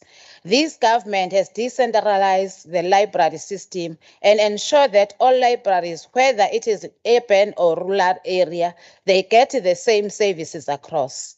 Now, a child doing matric, for instance, in Uthugela, does not have to take several taxis to get a book or even do their research. This is how libraries have changed the lives of many of our children. Over and above, giving access to library service, libraries run programs such as family literacy, which is a reading with understanding program. This program teaches mothers to read to their kids in mother language. The program has successfully developed isiZulu phonics to assist with teaching isiZulu through collaboration with elite school library service. This program will be extended to all the 11 districts. As an organization which is passionate about providing access to information to our communities, it was important to ensure that all libraries also cater for the visual impaired. Working with South African Library for the Blind, most libraries in KwaZulu-Natal are equipped with mini libraries to cater for the visually impaired. Some of the resources found in these libraries include assistive reading devices such as document readers and software, provision of reading devices for personal use to all registered members free of charge, audiobooks, access to various newspapers, as well as training program specifically designed for these members, including computer skills, life skill, beginners braille. Malunga ahloniphekile, lo msebenzi wenzelwe ukuguqula impilo yabaningi emphakathini yakithi ngokuqinisekisa ukuthi izinsiza ziyafinyelela emphakathini okuhloswe ukuba zizithole. Kusemqoka futhi ukuveza ukuthi yize inhloso kungiqinisekisa ukuthi kufinyelelwa kubantu bonke. Eqinisweni kumele sikwamukele futhi zisekhona izinselelo ekufinyeleleni kwezinye izindawo ezingakabi nayo ingqalasizinda efanele. Ngoba ke uhulumeni wethu unguhulumeni onakelelayo. Lokho okusho ukuthi leyo mphakathi akumele inganakwa. Kudingeka kwakhiwe izinhlelo zokubhekana nesimo maqondana nezinselelo ezithile okubalwa kuzo ukwentuleka kwamanzi nogesi kwezinye izindawo. Yingakho ke ezindaweni ezingenawo ugesi kufakwa izinjini ukuqinisekisa ukuthi imiphakathi ayincisheki amathuba. Ezindaweni ezingenawo amanzi kumbiwe amapits ukuqinisekisa ukuthi imitapo yolazi ayivalwa ukuze kunikezelwe izinsizwa kubantu bakithi. Malunga ahloniphekile, nginihlinzeka ngalolu lwazi ngenxa yokuthi iningi labantu abakhule kahle bajwayele ukugxeka uma kwenziwa izindlela zokulekelela ngenhloso yokuhlomulisa izingane zethu. Iningi labo alikaze libuzwe lobu bunzima bokuhamba ibanga elide ngoba nje eyofuna usizo olusemqoka. Singuhulumeni sinesibophezelo somqulu wenkululeko, singabaholi balesi sikhathi. Okwethu ukuqinisekisa ukuthi umbono ababenawo abaholi bethu uyafezeka. Ngifisa ukucaphuna amazwi ashiwo utata uNelson Mandela athi, "It is not our diversity which divides us. It is not our ethnic or religion or culture that divide us. Since we have achieved our freedom, there can be only one division among us, between those who cherish democracy and those who do not." Okungukuthi akusikhona ukwehlukana kumbe ubuzwe bethu obusehlukanisayo. Asehlukaniswa futhi inkolo kumbe amasiko. Yinye kuphela into engasenza sehlukane njengalokhu sesizuze inkululeko, ukuthi kunalabo abahambisana nentando yabantu kanye nalabo abangahambisani nayo. Muningi umsebenzi osuwenziwe kusukela kwaqala umbuso wentando yabantu. Okusemqoka ukuthi lezi zakhiwo imiphakathi ingazisebenziseli kuphela uma kunezidingo nqangi, kodwa zindawo lapho imiphakathi ihlangana khona. Njengalokhu siyisizwe esisekelwe saso singubuntu nokuhlalisana. Ngokuthula nokubaluleka ukuthi lezi zakhiwo zikahulumeni zisebenziseleke izinhloso ezahlukene okubhekana nezidingo zemiphakathi yethu. Umqulu womkhankaso kaKhongolose ukubeka kucace ukuthi kumele sakhe isizwe esibumbene, yize sahlukahlukene lapho wonke umuntu ezozizwa eyingxenye yaso. Sinenhlahla ukuthi KwaZulu-Natal isifundazwe esinothe ngomlando, amasiko kanye namagugu. Asenze sibumbane sonke sibe yimbumba ekwahlukahlukani kwethu lapho sakha ukuhlalisana ngokuthula emphakathini. Singagqami kuphela ngokugxeka, kodwa lokho sekwenziwe okuhle sikwazi ukukuncoma ukuze sizokwazi ukubhekana neyinselelo ezibhekene nabantu bakithi. Sibambane ekutheni sixazulule lezo inselelo ngoba omagama ehlungwini bayahlupha uma befuna ukubukwa ngenhlupheko yabantu bakithi. Ngiyabonga. The next member for 2 minutes is Honorable CM Shinga on behalf of the NFP.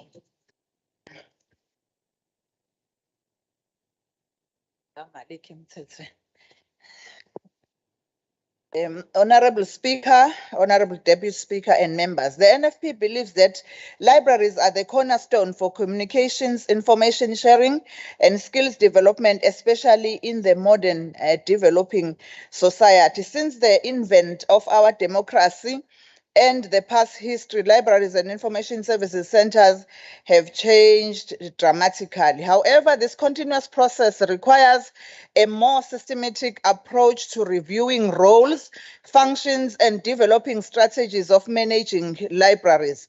Political, economic, technological, and social environments are powerful forces that influence the planning and development of libraries or information service today. New knowledge management and monitoring tools or skills and techniques are required by the diverse role players, staff, and the departments, including the legislature at every level.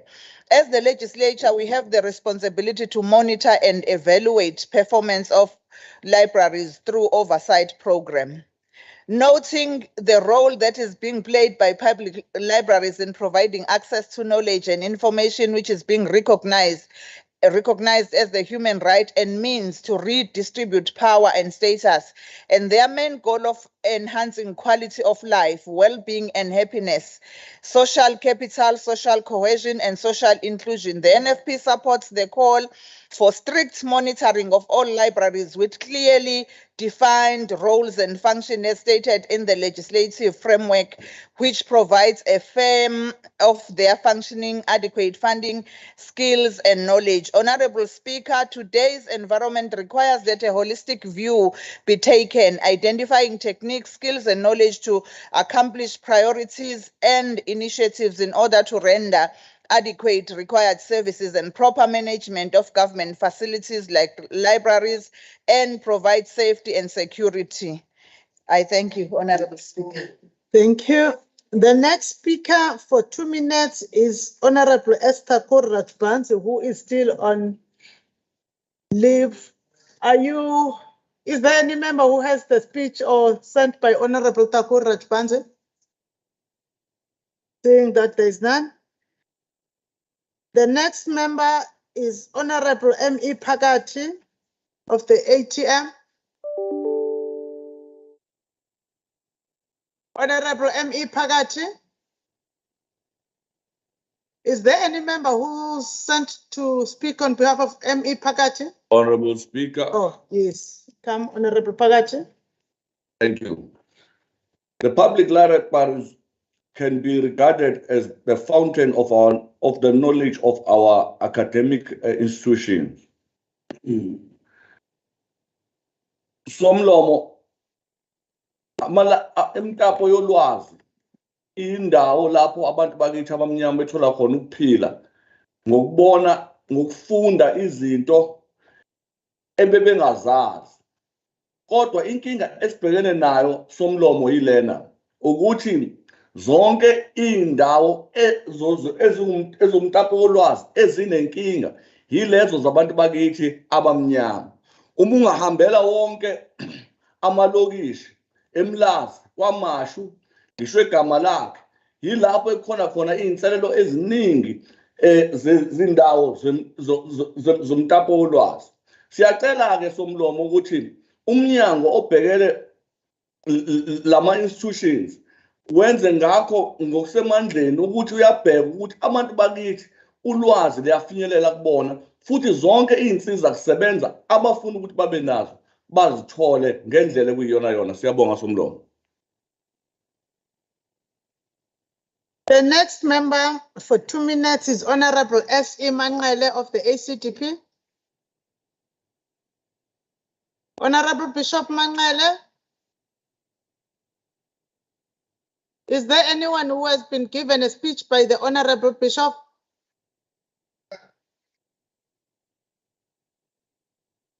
Honorable Bishop Manqele is not on the platform, I am informed.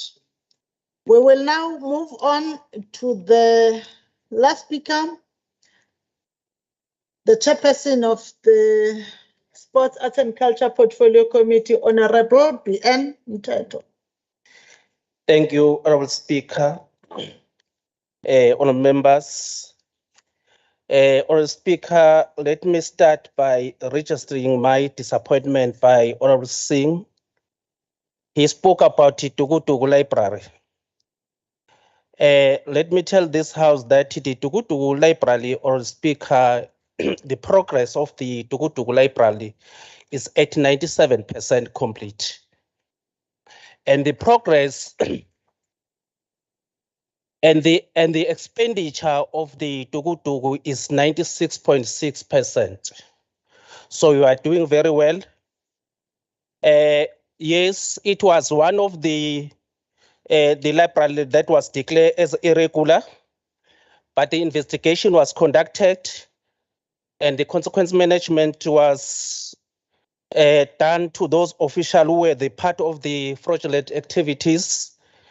And the case of forgery was opened from the SAPS. So he was saying something that he doesn't know.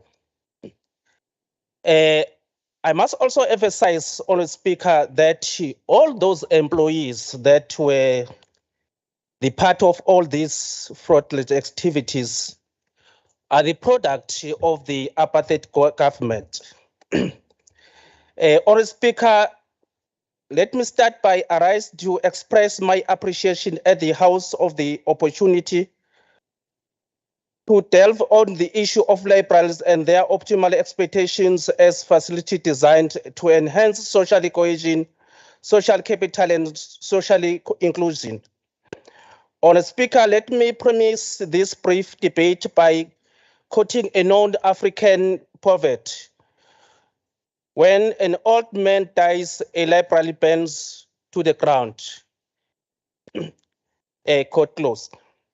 While we know that in reality that our elderly are our great enclosified resource, we have been lucky that such knowledge is now kept and stored in these modern useful facilities, our libraries.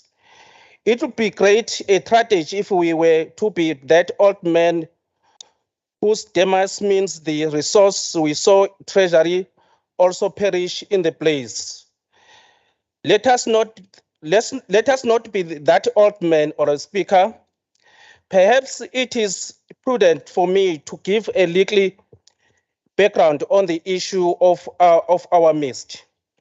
The department has a legislature mandate to provide public library and information services in our community, working close with the local municipalities. In terms of Schedule 5A, Section 154 and 156 of the Constitution of the Republic of South Africa, 1996, the Department of Arts and Culture is obliged to support and strengthen a municipality capacity and to monitor the performance of the obligation with regards to provision of library services. Honourable Speaker, due to this mandate, the provision of services by province, there was a huge outcry by municipality on the availability of funds to run libraries without any assistance from the province. This was not only a challenge for KZN, but throughout the country. A study then was commissioned through the National Library of South Africa to investigate the costs involved in the provision of library services. The report from the study assisted provinces to the device of costing model for each library, then prepare a funding request for funding from provincial treasury. The department then requested funding to assist in its obligation in the rendering of libraries.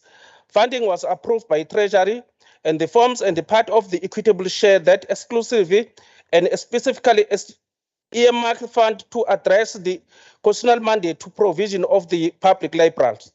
This funding is transferred to municipality for staffing and operational costs in the public libraries. Honourable Speaker and members, let me now address the issue of services at our libraries. The department provides a wide range of services for libraries. The main role of the library in our community is promote literacy through provision of rendering materials, games, toys, ICT programs. The aim is for every community member to get an experience that opens doors to whole world without the necessary to leave our community, but also to open those opportunities available throughout the world. Library materials, books provided from any early age, right to large print for the elder. Books cover all subjects, arise, interests, and hobbies, all genes and provided which promotes inclusivity. The department also provides e-books, virtually library where you can borrow books and old books without physically visiting a library. Magazines are also provided for easy and update reading. All these materials are made available in the most usable language in the provinces. That is isiZulu, English, Afrikaans, Xhosa, and also isiSotho. Toys are provided for ECD, promoting skills needed to prepare young kids for formal education, coordination, monitoring, creativity, communication, problem-solving, reading. Honourable Speaker, the skills are crucial for the ECD. The services offered through the coordination with the ECD centered in the area and the World Play Day is celebrating in libraries to promote importance of learning throughout the play. Gaming, this is a new concept in libraries where gaming equipment is provided to libraries and various games are provided. Kids and youth can play against each other and with internet can also compete or play with anyone in the world. Games range from tennis, soccer, netball, boxing, etc. With the merging of the sport, the department is looking into elevating this to a e-sport library services. Is currently offering more than 5 libraries with gaming room, which are soundproof and provide proper equipment for gaming. In a new library under construction, will be a standard feature, therefore promoting coding or roboting skills and the like in our province.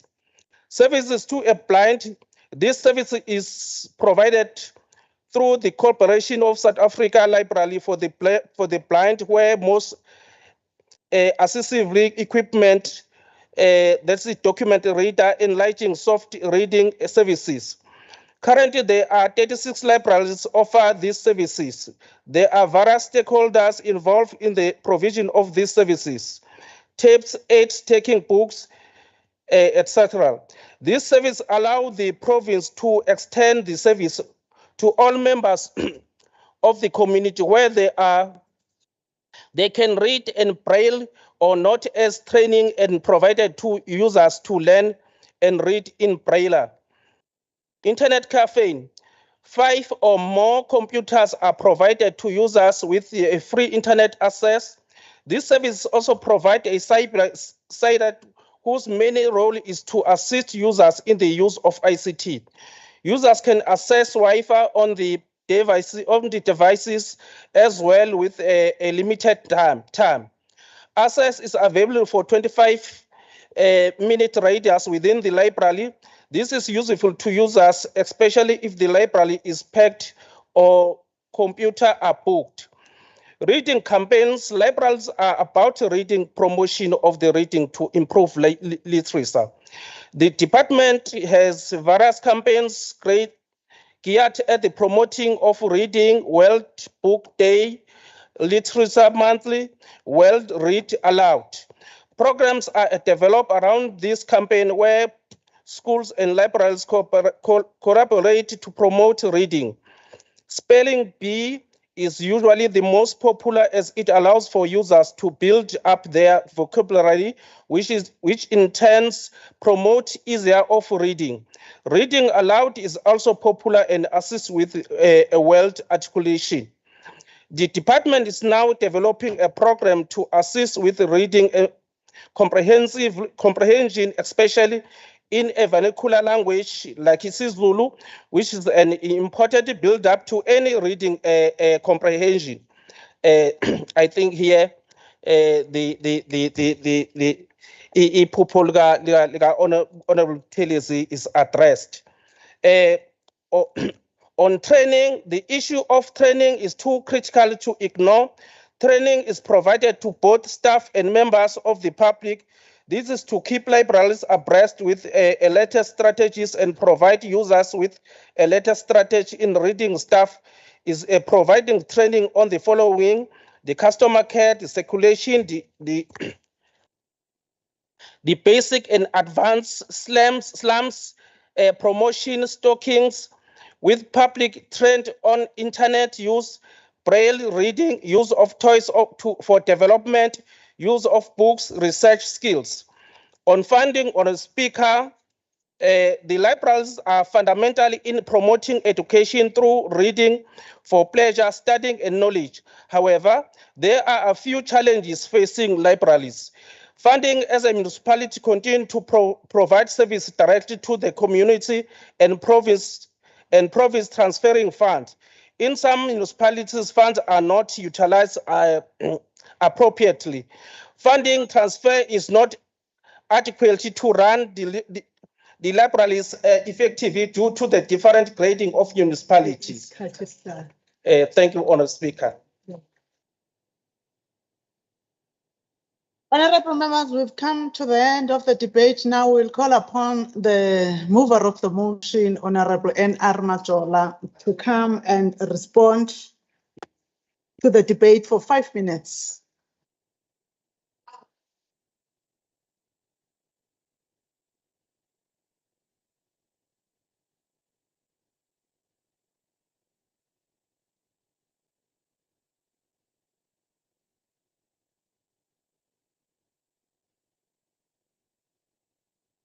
Thank you, Honorable Speaker, for affording me this opportunity of responding to some of the issues that have been raised by our members. I will really start with Honorable Singh, because when you are looking at this act, it is an act that has come out of the problems that we met when we come in as this government. It has led us to come up with the objectives and the principles as to what is it that we would like to see our libraries in a form that is transforming all the issues, all the nonsenses that have been done to our people throughout the years. Yes. So when we are talking of the libraries versus today's motion, this motion is more specific to the act. Unfortunately, when I am listening to Honorable Singh, he has got something that is far away from what he's supposed to be talking about today. We are here for the purposes of transforming our communities. We are from sisiphume esimeni esasinzima. Sihamba imigama engaphaya kungekho kwanto ekuthethwa ngendaba yento yokuba ngelo xesha sinama-libraries. Now ama-libraries, ngelo xesha ama-libraries ayesetyenziswa ngabona bantu ababezalwa ngabantwana bowalusi. You can name them bonke abo bantu abamhlophe abanjani, njengoba benditshilo ndathi oondlebe zikhanyilanga ngabona babexhamla ngohlobo bexhamla ngalo. Sisokola ke thina sikwesi simo xa sesingenile kungako sizimisela ukuqinisekisa into yokuthi konke okwenzekayo njengokuspika kuxhamlisa umntwana womAfrika, umntwana omnyama, ukuze naye ngelinye ilanga akwazi ukuphila impilo efanele njengokuba isitsho imanifesto yethu sisithi better life for all. I won't take my time about a person, because what Honorable Mantashe wathi awunawuthi kuthiwa kuleqwa inyamazana ubulibele uxam. Ndiyaphuma uxam ngoku. So ithi ke le nto njengoku, thank you so much Honorable Mavimbela for your deliberations, because you have made it clear that yes, the libraries are built and there is a lot that has been done. So our motion is talking more now of let us make sure that the act is being implemented, because when these public hearings came out, they came out for the reason. And when people were deliberating in those public hearings, they were trying to change the situation that our people are met as far as the library is concerned. Honorable Dube, we have been with you. You have mentioned the issue of the capacity. Even the issue of the capacity that is not there in our managers of these libraries. We know in Dokuti, the source is also the issue of the education that our people were subjected to. So we have got, that is why EFTCT, there should be some trainings that are taking place in order to address, since it is here to redress the imbalances of the past. So we're not going to run away from that. The list of the libraries that have been built, yes, they are there. And those new libraries, we even came up with the modular libraries that are there. Zizinto ezo ungasoze uzazi sisikwaqondile xa kwaqondile. When do we ever think of ukuthi njango eqondile ungaze kubone kune library? Ngubani umuntu oyeke wayijonga lonto yento kwaqondile? Back to Bilanyoni, okudala Bilanyoni bekhona kodwa azizange zibe khona ezi library. Uyaye kweyase-Port Shepstone, so iyase-Port Shepstone uhlobo yayilulo, it was also meant to benefit these white people ubomi bayo bonke. Njengangoku we have tried by all means as this government to come up with something that is going to be a role model. So from this, as I said, we wish we could have come up with a legislation that will be now basing to different districts, because we are having different districts that have got their different ways of living. So i-district nganye ifanele ibonakalise into ukuthi ndiphi xa kuthiwa njengo ndise-Port Shepstone, ndiphi xa kuthiwa ndise-Harding, ndiphi xa kuthiwa ndikwaqondile, ndiphi xa kuthiwa ndise-Port Petersburg. That is what the act ebekwe sithi lena, we are not going to run away from it. Into efuneka siyenzile njengoku, that is why the monitoring, that is the step that we are supposed to be dealing with it now, so that yonke into eyayenzielwe le act siyibone into ukuthi we have really covered it because we want to transform the situation of our kids. And when we are saying the youth must be part of it, we know that abantwana bethu bayakwazi into ukuthi njengangoku bakwazi ukusebenzisa all these. Ndiyabonga, Speaker.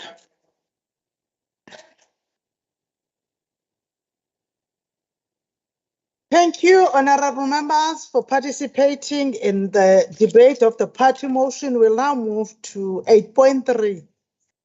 And I will call upon the MEC for Transport, Community Safety and Liaison in KwaZulu-Natal, the Honorable Mr. Sipho Emmanuel Shomuka. 20 minutes. Oh.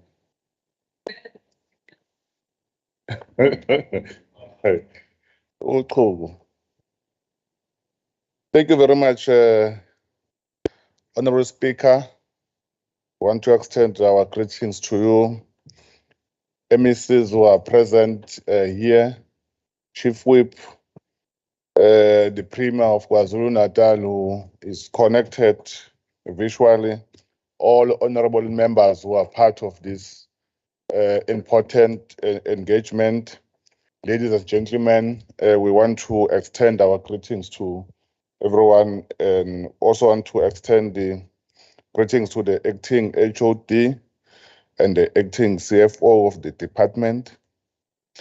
Chairperson, allow me to table this report of KwaZulu-Natal Department of Transport on performance of the department. It is important to mention that we're presenting this report in few days while we were appointed as an MEC of Transport and Community Safety and Liaising in KwaZulu-Natal, appointed by the Premier of KwaZulu-Natal. We are currently planning a public report back session where we'll account to the citizen on what we have and we have done during the 100 days in the office after we've appointed by the Premier of KwaZulu-Natal. Though these report backs will be able to share our observations and also what we think are the solution to some of the challenges that we are faced with as a Department of Transport. It is important, Madam Speaker, to mention to our own members that the performance report of the department is a mixed bag, which means that there are a number of achieved targets, a number of unachieved targets, but we must appreciate the role that was played by the MEC Konyeni, who have made sure that the department have an approved APP and have smart targets while we're in the process of reviewing in terms of the midterm. However, Madam Speaker, this performance report is building from the reflection of the Departmental Annual Performance Plan, which is known as APP for the current financial year 2022-2023. Historically, some of the factors that are impacting on this report are reflecting on the annual report of the department, which was submitted to the legislature through the normal process that we normally submit, and also the annual performance plan of the previous financial year, which is 2021-2022. This 2022-2023 financial year is a midterm period within the MTSF, and we're also taking stock of the work of the department since we were started in terms of the 6th administration, and this we believe we will be better reflection on the performance and realistic on the intervention as we approach the remaining period, Madam Speaker. The factors that impacting on the performance in 2021-2022, Speaker, allow me to briefly reflect because the annual report have details, but we're trying to summarize as we're giving 20 minutes in terms of the time that they've given to us. That's why we will just give a brief report on some of the factors that have impacted on the performance of the department, and the well-documented fact of COVID-19 has also impacted on our target as a department. As colleagues they are aware, the pandemic affected some of the projects with regard to the projections and the completion period. In some instances, some of the contractors could not resume work due to the financial challenges and cash flow challenges. However, honorable members, the challenges of December 2021 and April 2022 floods have called the adjustment and the reprioritization. This is affecting the output of the department. As part of the revised APP, we were to consider this and make some adjustment. We're also planning to quickly respond to these unfortunate events in line with the changing weather pattern. It's important also, Madam Speaker, to give a progress on the flood damage project, and as we are making progress with regard to the repairing flood damage project, our department suffering infrastructure damage as a result of the recent floods amounting of 5,799 million, which include M4 and R102. There are currently 730 projects which were identified as needing attention. That's why we must appreciate the role that was played by the former MEC of Transport, MEC Konyeni, who have made sure that they identify all the projects that have been affected through flood, through disaster. So it's important that we must acknowledge the work that was done by her.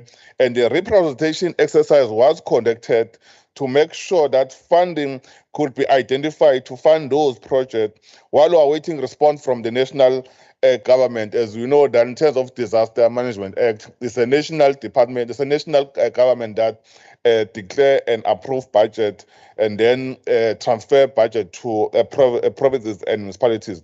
Based on this exercise, Madam Speaker, the representation of project of amount of 2,689 million for flood repairs was allocated or was reprioritized by the department. Hence, number of projects that were affected or roads that were affected through floods we have already done, and some of them are on progress. The KZN DOT have submitted the reprioritized budget to the KZN Treasurer, Provincial Treasurer, who have supported the reprioritization of on the 27 May 2022. Hence, we are dealing with those roads that have been affected by floods. As part of addressing this urgency brought about these floods, the department has partners with different role players who have capacity in each space. These are the existing. We have an existing memorandum of understanding or agreement between the Department of National Public Works and Infrastructure and also SANRAL in terms of national. There are projects that are done by the Department of National Public Works and Infrastructure, and some projects that SANRALs are dealing with, especially SANRAL. We have an agreement to deal with the M4 and R102, and we are monitoring the progress. As a department, we've made upfront a payment of 153 million to SANRAL to fast-track the process of repairing those two projects that I've already identified. On P67, the MOU was also signed with eThekwini Metro, and the department is committed to allocate 15 million to repair Umlazi Access Road. In addition, Madam Speaker, the department is also rolling out a massive regraveling and betterment program where we are using internal machines and the personnel and construction and repair of our road infrastructure. This program, we are calling it Operation Siyazezela, where we use our own machine, we use our own officials or personnel to try and fix roads that have been affected, and especially in the traditional communities that are currently underway. In terms of the audit performance of the department, Madam Speaker, The department is working hard to improve its audit position. In the last audit, we received the qualification, and we have noted the number of issues that have been raised by the Auditor General. But we must indicate that we have reduced in terms of the matters that have been raised by the Auditor General. We must also mention, Madam Speaker, that during 2021, we were faced with a serious challenge within the department to have not filled the position of the CFO and also the director of SCM. But I must indicate in this August House, Madam Speaker, that we have already have appointed the director for SCM. We are in the process of ensuring that we fast track in terms of filling the post of CFO. We hope that in 2 or 3 months to come, we'll be in the position of having a permanent CFO who will assist in ensuring that he puts systems in place. However, there is a personnel that is acting as an CFO, which also gives us a challenge, because if you are acting, you might not have an authority in some of the issues. We are also serious about addressing the issue of additional capacity in the department.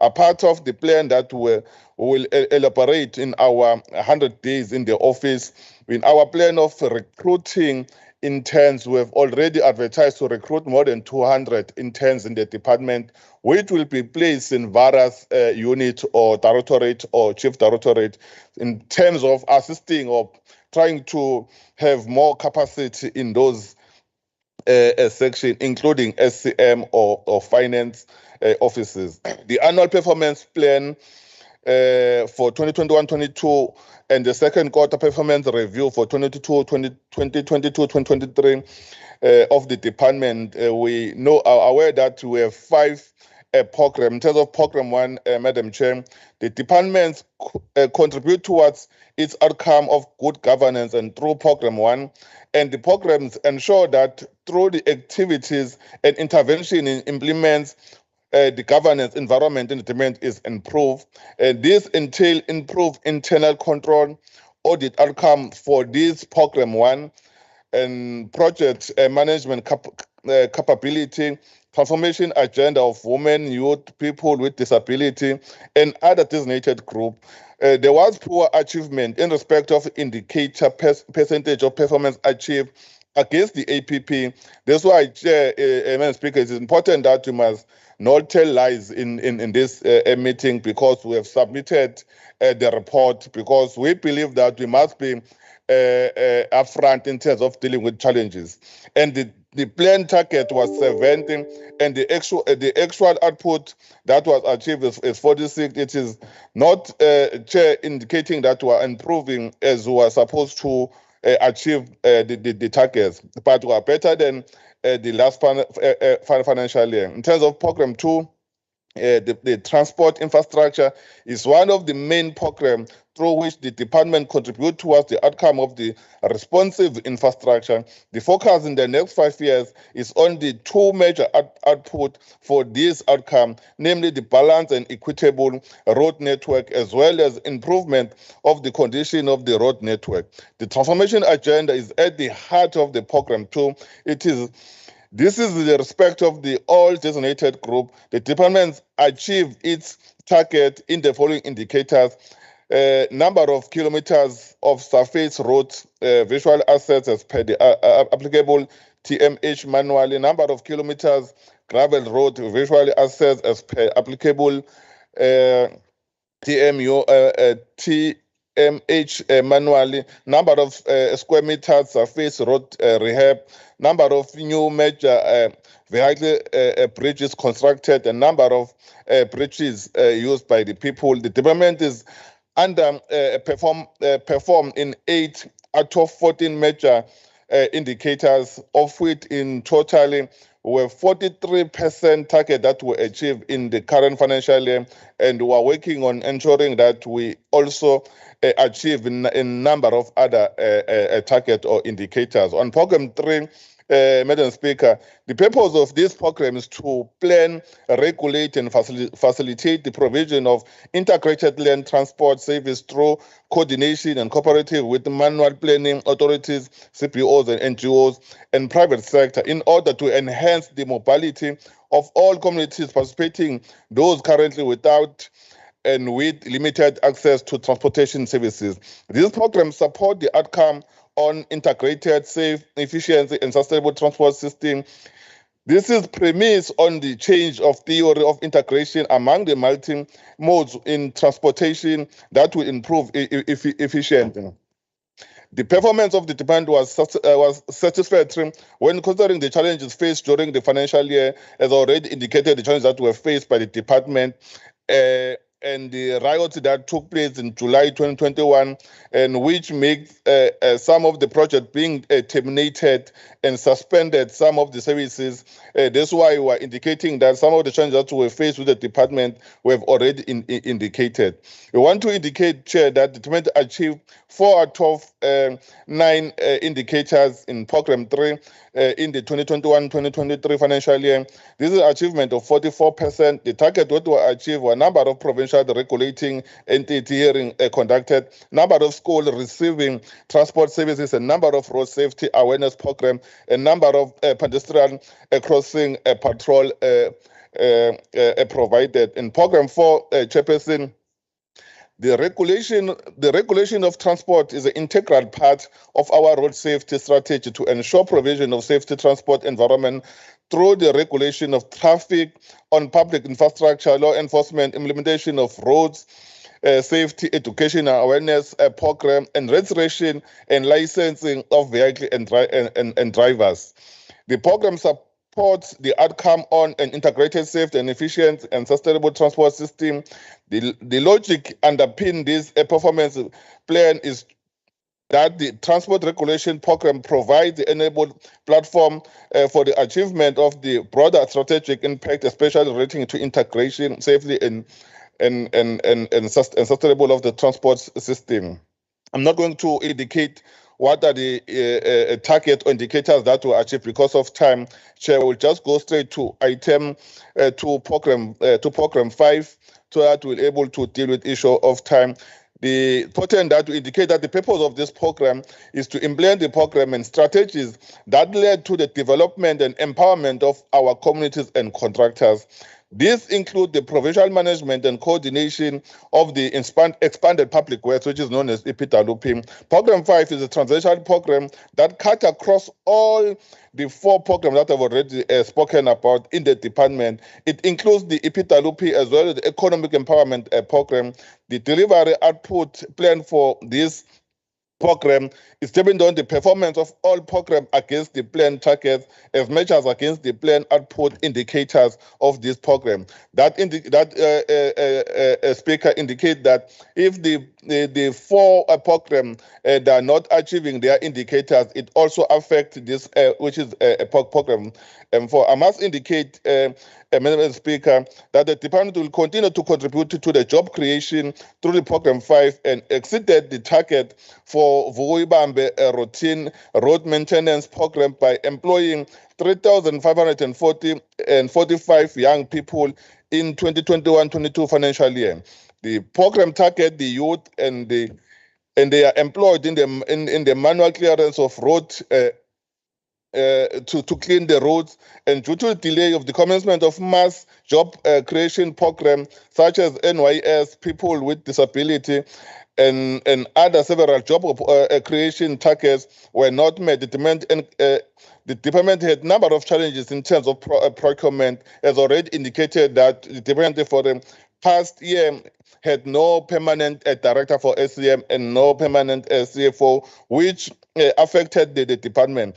I must indicate, Madam Speaker, that the department performed relatively poor in the program by achieving 6 out of 19 indicators, and as already indicated, the challenges that were faced. But the target that we achieved are as follows: the number of women employed, the number of jobs created through the Vuibambe routine road maintenance program, and value of contract awarded to to SMEs, the number of contracts awarded to women and youth. I must indicate, Chairperson or Speaker, that the topic of economic empowerment was one of the items that were debated and led during our midterm review, and we agreed as a department that we need to diversify and focus on attention to other sectors like public transport, and also focus on output and are mainly driven from the infrastructure development to neglect and other sectors. Madam Speaker, there is a table that in the report was submitted to the legislature. I'm not going to deal with the annual performance plan and performance plan for financial of 2022-23. I want to table it in this August House, because it do indicate on terms of the programs and indicators that were achieved and those programs that were not achieved for all programs. Then, having said that, Madam Speaker, I want to conclude by saying, in our own session of the midterm review with management, we were reflected on our performance, and our focus has been on the areas where we are underperforming. We have agreed with the management on intervention which are required to turn around the situation. Some of these interventions talk about finalizing the restructuring processes to ensure that we have an approved structure as a department, but also to fill all the vacant posts that are funded. That's why the department, that's why the legislature or the honorable members, they are aware that there are a number of posts that have been advertised, and we're also trying to deal with the issue of accidents that are taking place, especially by the trucks. That's why we are recruiting more than 200 traffic officers and also 100 trainees that will be deployed across the province to deal with challenges that we are faced with the province. Thank you very much.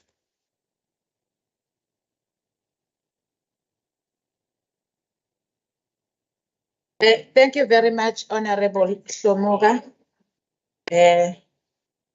for your presentation. We are now moving on to the debate following the report by the MEC for Education on their departmental performance against their annual performance plan in line with the standing rules, SR 1131. Honorable NPF Mavuso of the African National Congress with 8 minutes. It's opening the debate.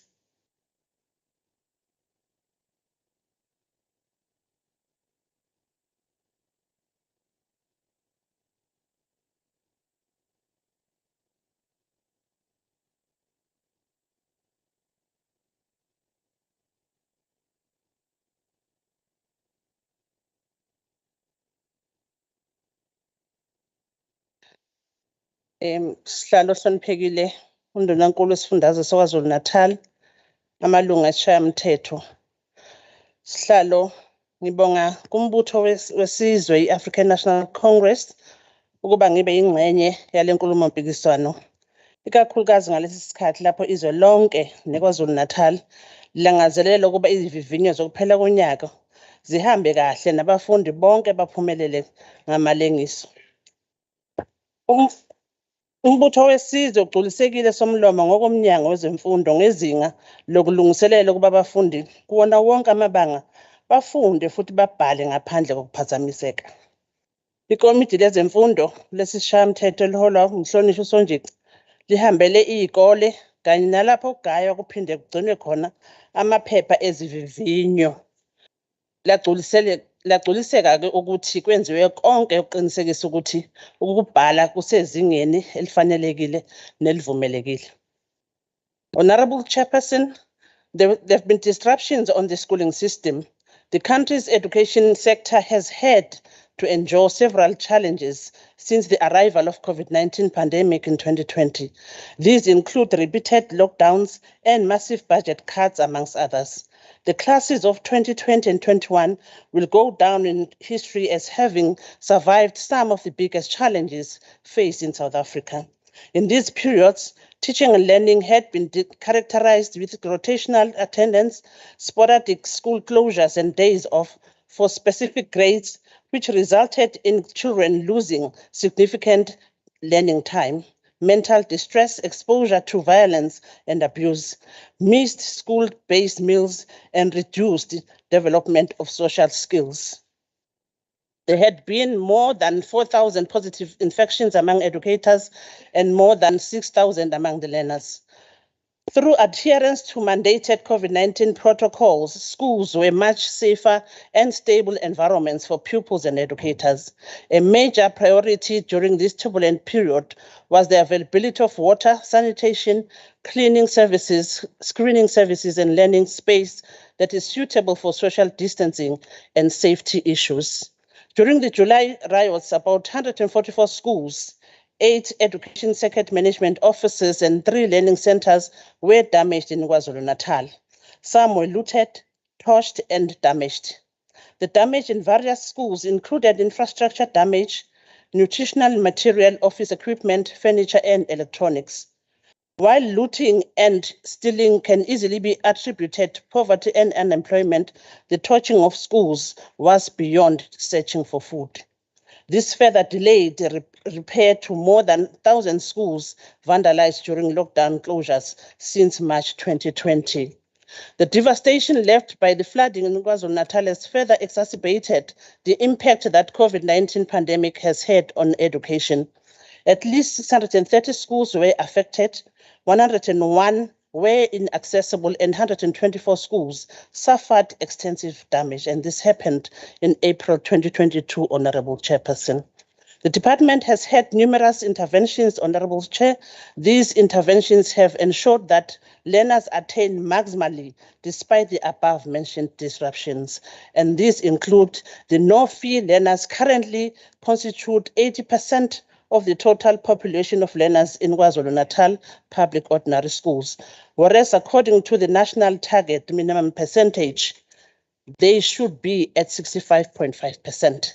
Therefore, the national minimum percentage for KwaZulu-Natal no-fee learners has been exceeded by 14.5%. And I believe that this needs a round of applause, Honorable Chairperson. In an attempt to reduce training costs and redirect funds to high-pressure areas, the department introduced the Provincial Academic Improvement Program, which provides in-house training and offers support to learners during the holiday periods. In total, 83,627 school-based educators were trained on a quality management system. In 2021, 84 newly appointed educators have been inducted. 1,692 newly appointed SMTs from 9 districts were inducted in the financial year 2021-22. The professional learning communities are communities that provide the setting and necessary support for groups of classroom teachers, school managers, and subject advisors to participate collectively in determining their own developmental trajectories and to set up activities that will drive their development. In October 2021, 3,244 mathematics departmental heads, 172 circuit managers, 134 subject advisors, and a transversal team of 45 head office officials were also trained on the PLCs. In 2021, Honorable Chairperson, 2,812 teachers were supported in professional matters in collaboration with the South African Council of Educators. Educators from FET and GET phases are trained on content and methodology in order to improve their quality of teaching and learning outcomes. Over the 3-year reporting period, 9,767 teachers were trained in numeracy and 19,549 were trained in literacy, which is content and methodology. Honorable Chair, the Just in Time is a rigorous and annual program that is rolled out by the department, which targets problematic areas in content and methodology. The program was rolled out in all districts across the province in September 2021, where 8,750 teachers were trained in 17 subjects, including technical maths and technical science. The Jigimfundo is a curriculum management and leadership program for SMTs. The program seeks to provide SMTs and educators with necessary tools and training needed for professional and supportive conversation about curriculum coverage across all phases. The Advanced Diploma in Education is an academic program for school management, and it is purported to sharpen leadership skills of school managers, and it is an initiative by the Department of Basic Education to encourage leadership growth and school functionality. The province is currently in consultation with institutions of higher learning and organized labor for the program to be rolled out in 2023. On the audit outcome, Honorable Chairperson, the department achieved an unqualified audit with findings in 2020-21 financial year, and the achievement was in the outcome of the performance audit, where the department received a qualification in 2020-21 only for one performance indicator, whereas in previous years there were too many. The department has established the Provincial Operation Clean Audit Committee to mitigate against fraud and corruption. To this effect, the department has developed and implemented an audit turnaround strategy. Support is provided in all areas that require attention in managing finances and performance information. On the Memorandum of Agreement between the Education Department and Sports, Arts and Culture, the ANC is applauding the historic Memorandum of Agreement between the two departments, and as this confirms the importance of interdepartmental collaborations. I thank you, Honorable Chair. Thank you very much, Honorable Dongalama Voso. The next member to debate is Honorable M. Kaula of the Inkatha Freedom Party for 6 minutes.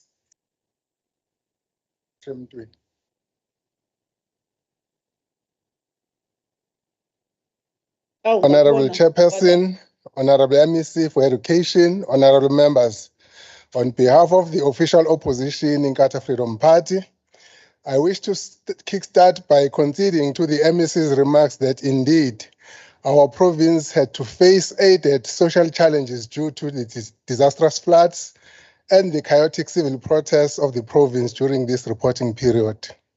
This was, of course, in addition to the challenges of COVID-19 that had already become part of our daily living. These, however, do not entail in any way the lowering of the bar in the delivery of services to our communities.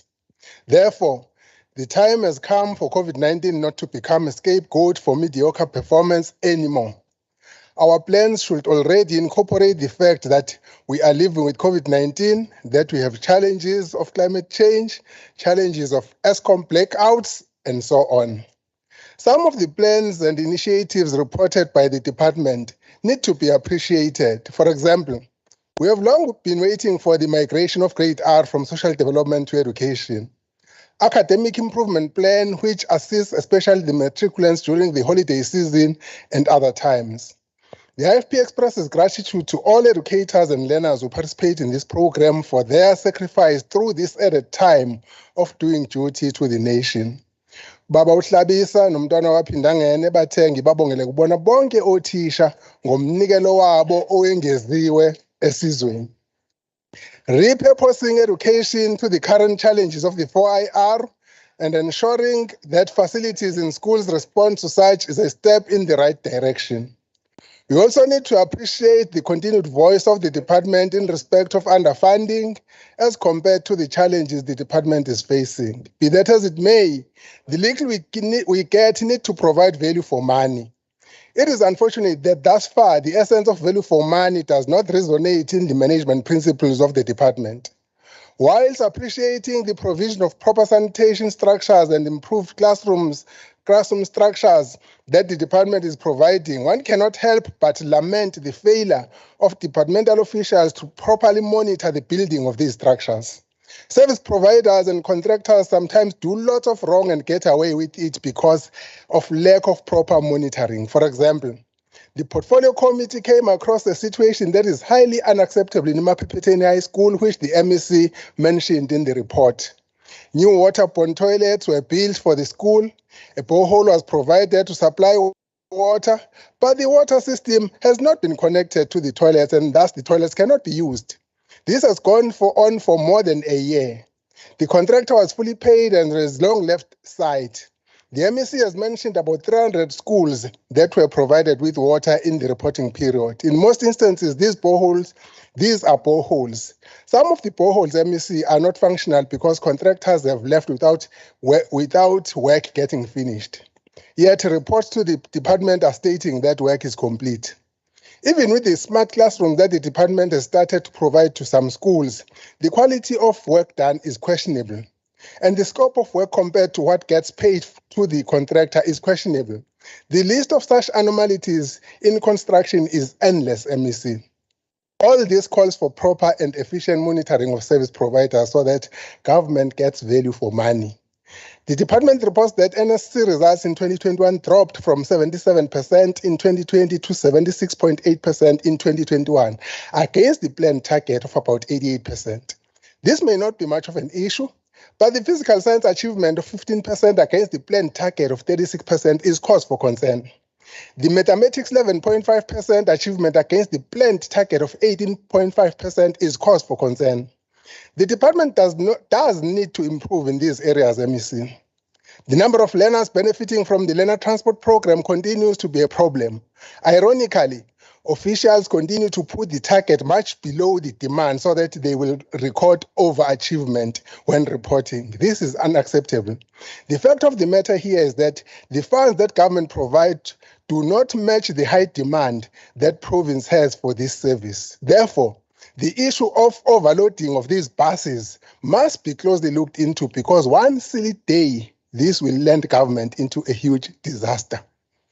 Whilst NSNP and NOFI policy continue to provide the much needed assistance to destitute learners and families, proper monitoring of these programs is also important to provide value for money to government. Some unscrupulous service providers in the NSNP continue to rob government by not sticking to the prescribed menu, but they get their full pay. Some principals continue to illegally pocket money that belongs to communities in the norms and standards and also get away with it, thus robbing schools and communities of the much needed financial resources that are designed to attend to the upkeep and upgrade of our school facilities in the province. The IFP also notes that the department continues to underfund learners in the province below the national norm. Over time, this is the matter that will have to be resolved. The department reports that the total school-based field posts of 85,000, and of these, 61,000 are females and 23,000 are males. Noticeably, females are much more than males in the school-based posts. But when it comes to principalship positions, firstly, the planned target of the department is 40% and the actual is 40% women principals. Surprisingly, the department records this as achievement. The IFP says this is totally unacceptable, MEC. The same slightly goes for the percentage of women in management positions. Ngiyabuya. Siyabonga mhlonishwa ulandelayo from the Democratic Alliance, Honorable Aikika for 5 minutes.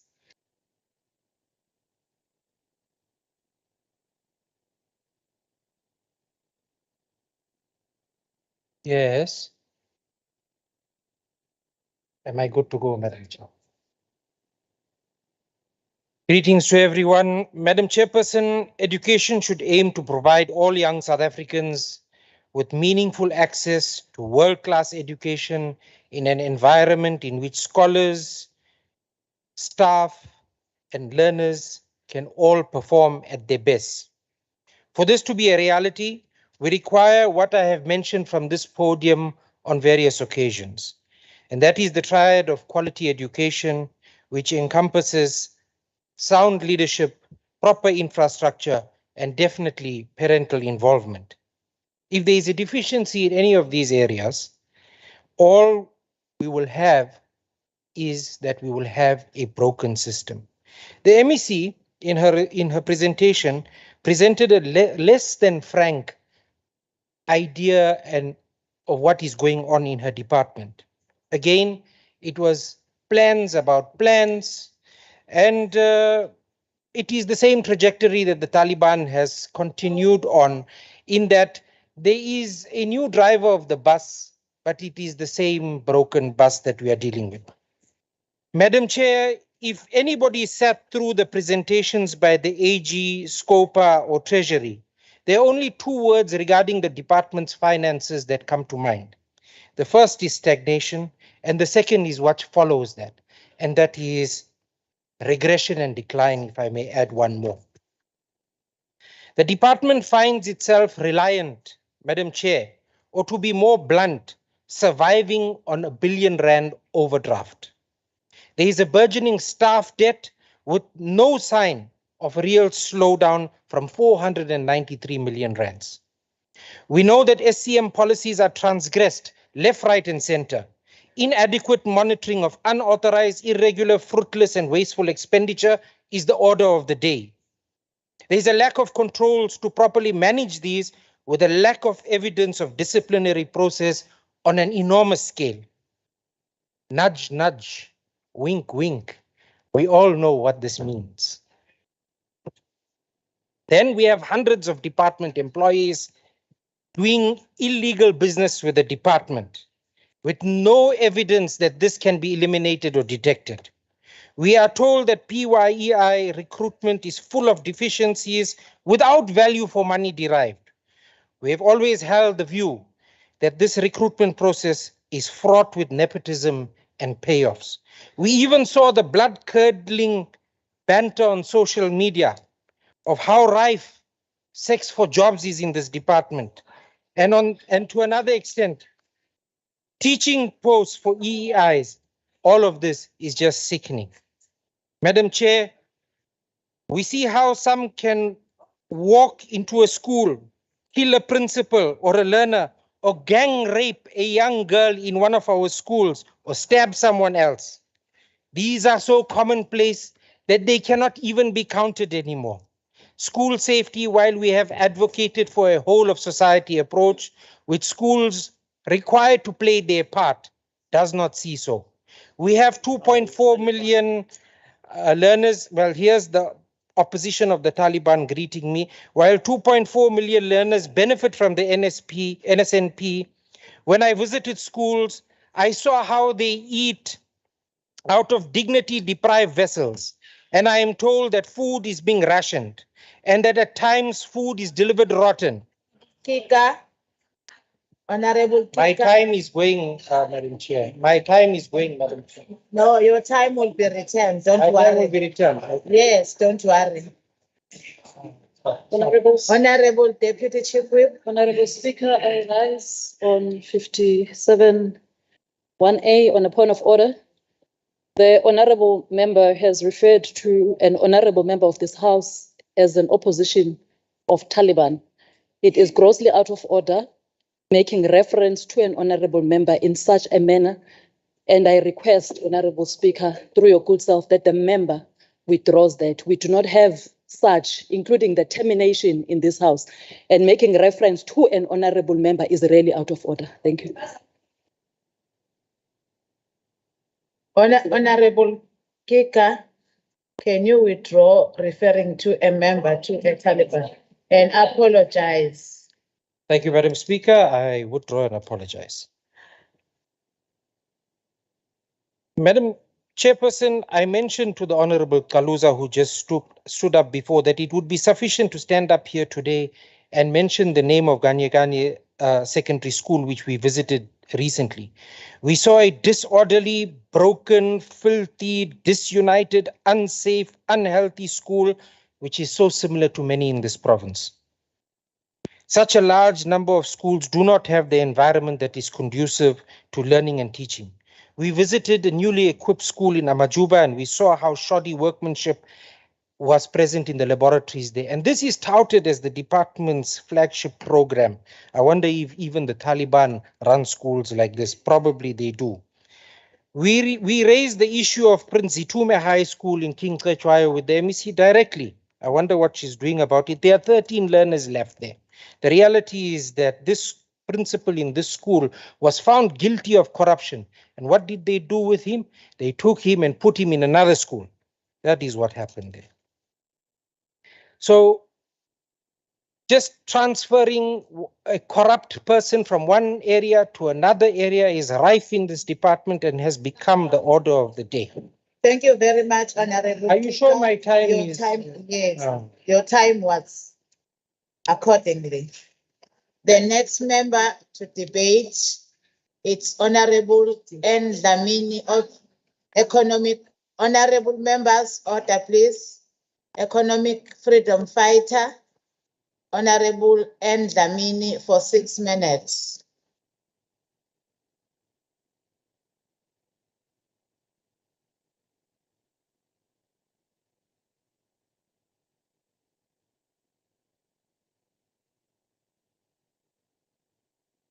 Your mic is off. Can they switch it on first before you start?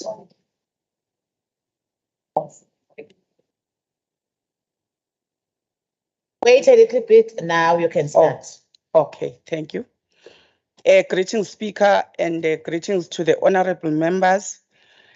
Speaker, the Department of Education in the province of KwaZulu-Natal has a mandate to educate our youth and equip them for the future. How has the department fared their task? When we answer this question, we must look to the children in public schools, and that the MEC claims have a right to taught in an official language of their choice. How is the government ensuring that this does indeed happen? Has the KZN department responsible for education ensured that it is a practical possibility for schools to be prepared to teach in the languages that are spoken by the learners who attended them? Has the government of our people, but also to preserve the languages of our indigenous people? The MEC can report numbers and statistics in terms of how many people have passed and even others who have bachelor passes. But we know these numbers are not a story to go home smiling about. The responsibility of the education sector does not start and end in the classroom. Failures and successes of the education department does not start and end in the classroom. The students who did not write their matric examinations is a failure of this department.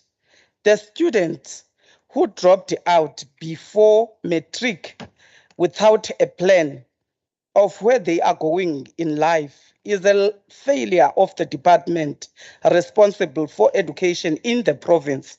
Speaker, so many of our children in this province cannot cope with merely because of basic necessities. It is a shame that at this point in time, we are still having to stand here and tell the MEC that there are schools in the province where learners do not get free sanitary towels. In some schools, there are reports of food in the school feeding scheme not being enough for everyone, but must happen to the children who do not get the food. How will this learner pass and one day obtain a matric? In these unsafe schools that the children of this province are subjected to, what must happen to all these children? This government does not prioritize the millions of children in this province, but instead it prioritizes statistics and numbers that they want to read in front of cameras so that they appear as if they know what they are doing. This is a clear sign of a government that does not care for the people in its services. How can we have a Department of Education in the province that leave our children in special schools to be without bus drivers and then give us an illusion that they have skill shortages? How do we allow this? What skills shortages can you have when the job description is driving a bus from point A to point B. There are so many people in this province who are seeking employment, and many of them are in possession of a valid driver's license. If the government really cared for the people it so governs over, it must employ our people so that they can transport our children to school and feed their families at the same time. It is only a sick government that can keep its people unemployed while itself it is having sabotages in staff. As Speaker, we want the government of this province to take more action about the issue of violence in our schools. All school techniques of punishing learners once they engage in acts of violence is not going to be sustainable. The department is losing quality and experienced teachers to the private education sector because it is becoming rapidly unsafe to be a teacher in a South African public school. The departments must have initiatives which will seek to address the very root cause issues that lead these learners to end up. Thank you, Honorable. Thank you. The next member to debate is Honorable LXH Songwa Madlala of the African National Congress for 8 minutes. Honorable LXH Songwa Madlala of the African National Congress. Ngiyabonga Somlomo hloniphekile. Ngiqala ngokubingelela wena Somlomo amalunga ahloniphekile alendlu. Siyabonga ithuba esinikezwe African National Congress to participate on this debate today, Honorable Speaker. We are meeting here today to discuss the impact of education in the lives of our people. Majority of those were oppressed by the colonial powers. We are meeting here today to remove the obstacles on the way of our future leaders. It is Dr. Nkosazana Dlamini Zuma who once said to us, those who are given opportunities to be in the legislatures and in parliament. Honorable Songwa Madlala, sibona isithombe asikuboni wena mawungakuvele nje sikubone. Oh, sorry, Honorable Somlomo. I hope you can see me now. We can see you now, yes. I was saying Dr. Nkosazana Dlamini Zuma once said to us, those who are given opportunities to serve in the legislatures and in parliaments are there not only for themselves, but they are there to remove the obstacles that can deter the young people to move forward. It is for this reason that we meet today, not like Honorable Dlamini of the EFF who has come to cry, lament like a baby.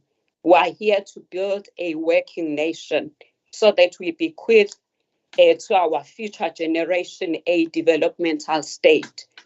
Our ANC-led government has done a lot in terms of increasing access to education, supplying LTSM academic achievements, increasing budget for the school's nutrition program, re-engineering schools to be centers of innovation, science and technology for the advancement of the economy, and improving on skills base. Whereas this is a good story to talk about, Honorable Chair, but a lot more needs to be done. I firmly believe that education is in the center of human development, economic growth, poverty alleviation, equality, and social cohesion. It is for this reason that I quote Socrates, who once said, education is the kindling of a flame, not the filling of a vessel. This fits very well with our discussion today so that we do not think we have arrived. therefore risk an opportunity of advancing towards a better life for all, which the ANC uses as a foundational statement underpinning all its endeavors. The kindling of a flame that Socrates talked about must cause us to vigorously attend to education sector priorities with much more zeal.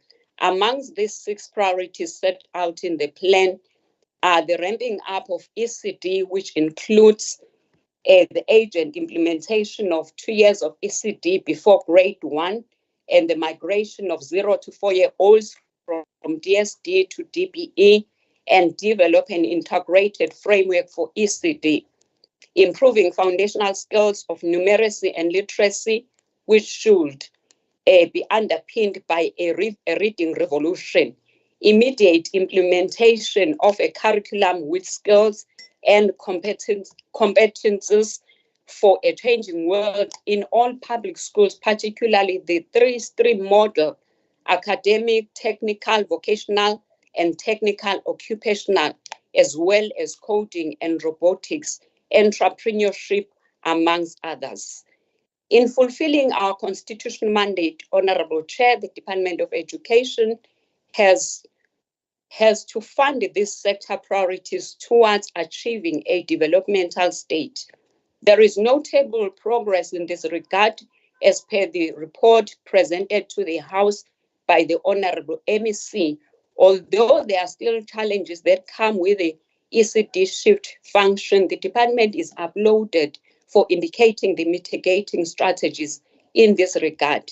The ANC will be grateful if the reading revolution, critical thinking and writing will be introduced at that level to give children at that very level tools of understanding as they grow both their fine and gross sensory motor skills. We are particularly pleased with this aspect of sectoral priorities because the UNICEF view it as a critical pillar in the meeting of the SDGs 2030. Honorable Chairperson and honorable members of the House, we also note the improvement in the area of the NSNP. We have seen that the department is feeding more than 2.3 million learners, but this program comes with a lot of problems, which were also alluded by other members. Chairperson, as I draw to the conclusion, I want to appreciate what the department has done with regards to ICT technology and the funding of those schools. But this, Honorable Chairperson, must be given security. In as much as we want our children to participate in the ICT sector, but we must secure the assets that we buy. Most of them, they've come from overseas. This is what the MEC's report said. Chairperson, I want to appreciate the ANC-led government for being intentional on ICT. Asikabafiki isihlalo wami ohloniphekile njengoba ngishilo, kodwa imizamo iyabonakala.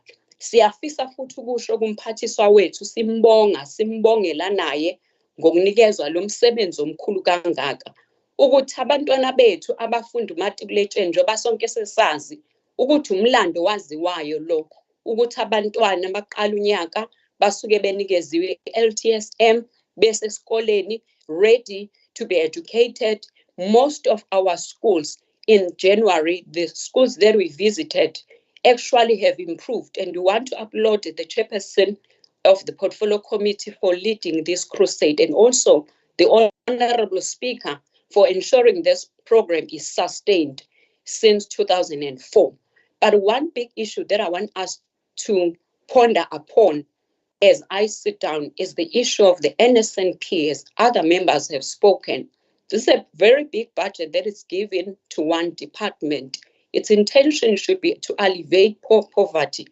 But what we need to do, MEC, maybe is to re-engineer, repurpose a strategy and a tactic to look at how best we can ensure that communities participate effectively in the economy that can be yielded through the NSNP.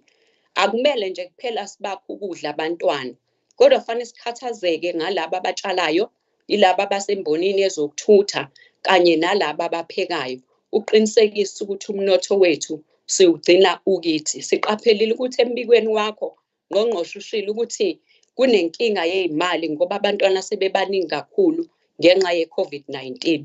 Kodwa kufanele ukuthi sibe nalo isu lokuqinisekisa ukuthi abantwana noma bedla ngisho imindeni abaqhamuka kuyo iba ngcono.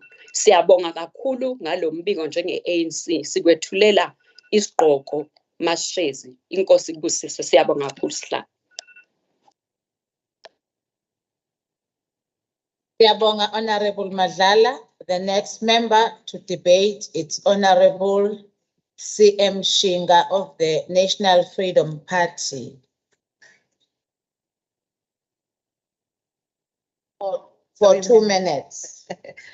Honorable Speaker, honorable members, the NFP appreciates and welcomes the report by the MEC. Indeed, the financial year 2021-2022 was one of the most difficult times on all government spheres. Natural calamities, civil disturbances, and the COVID-19 interruptions. These difficulties in particular put further weight on the functioning of the Department of Education.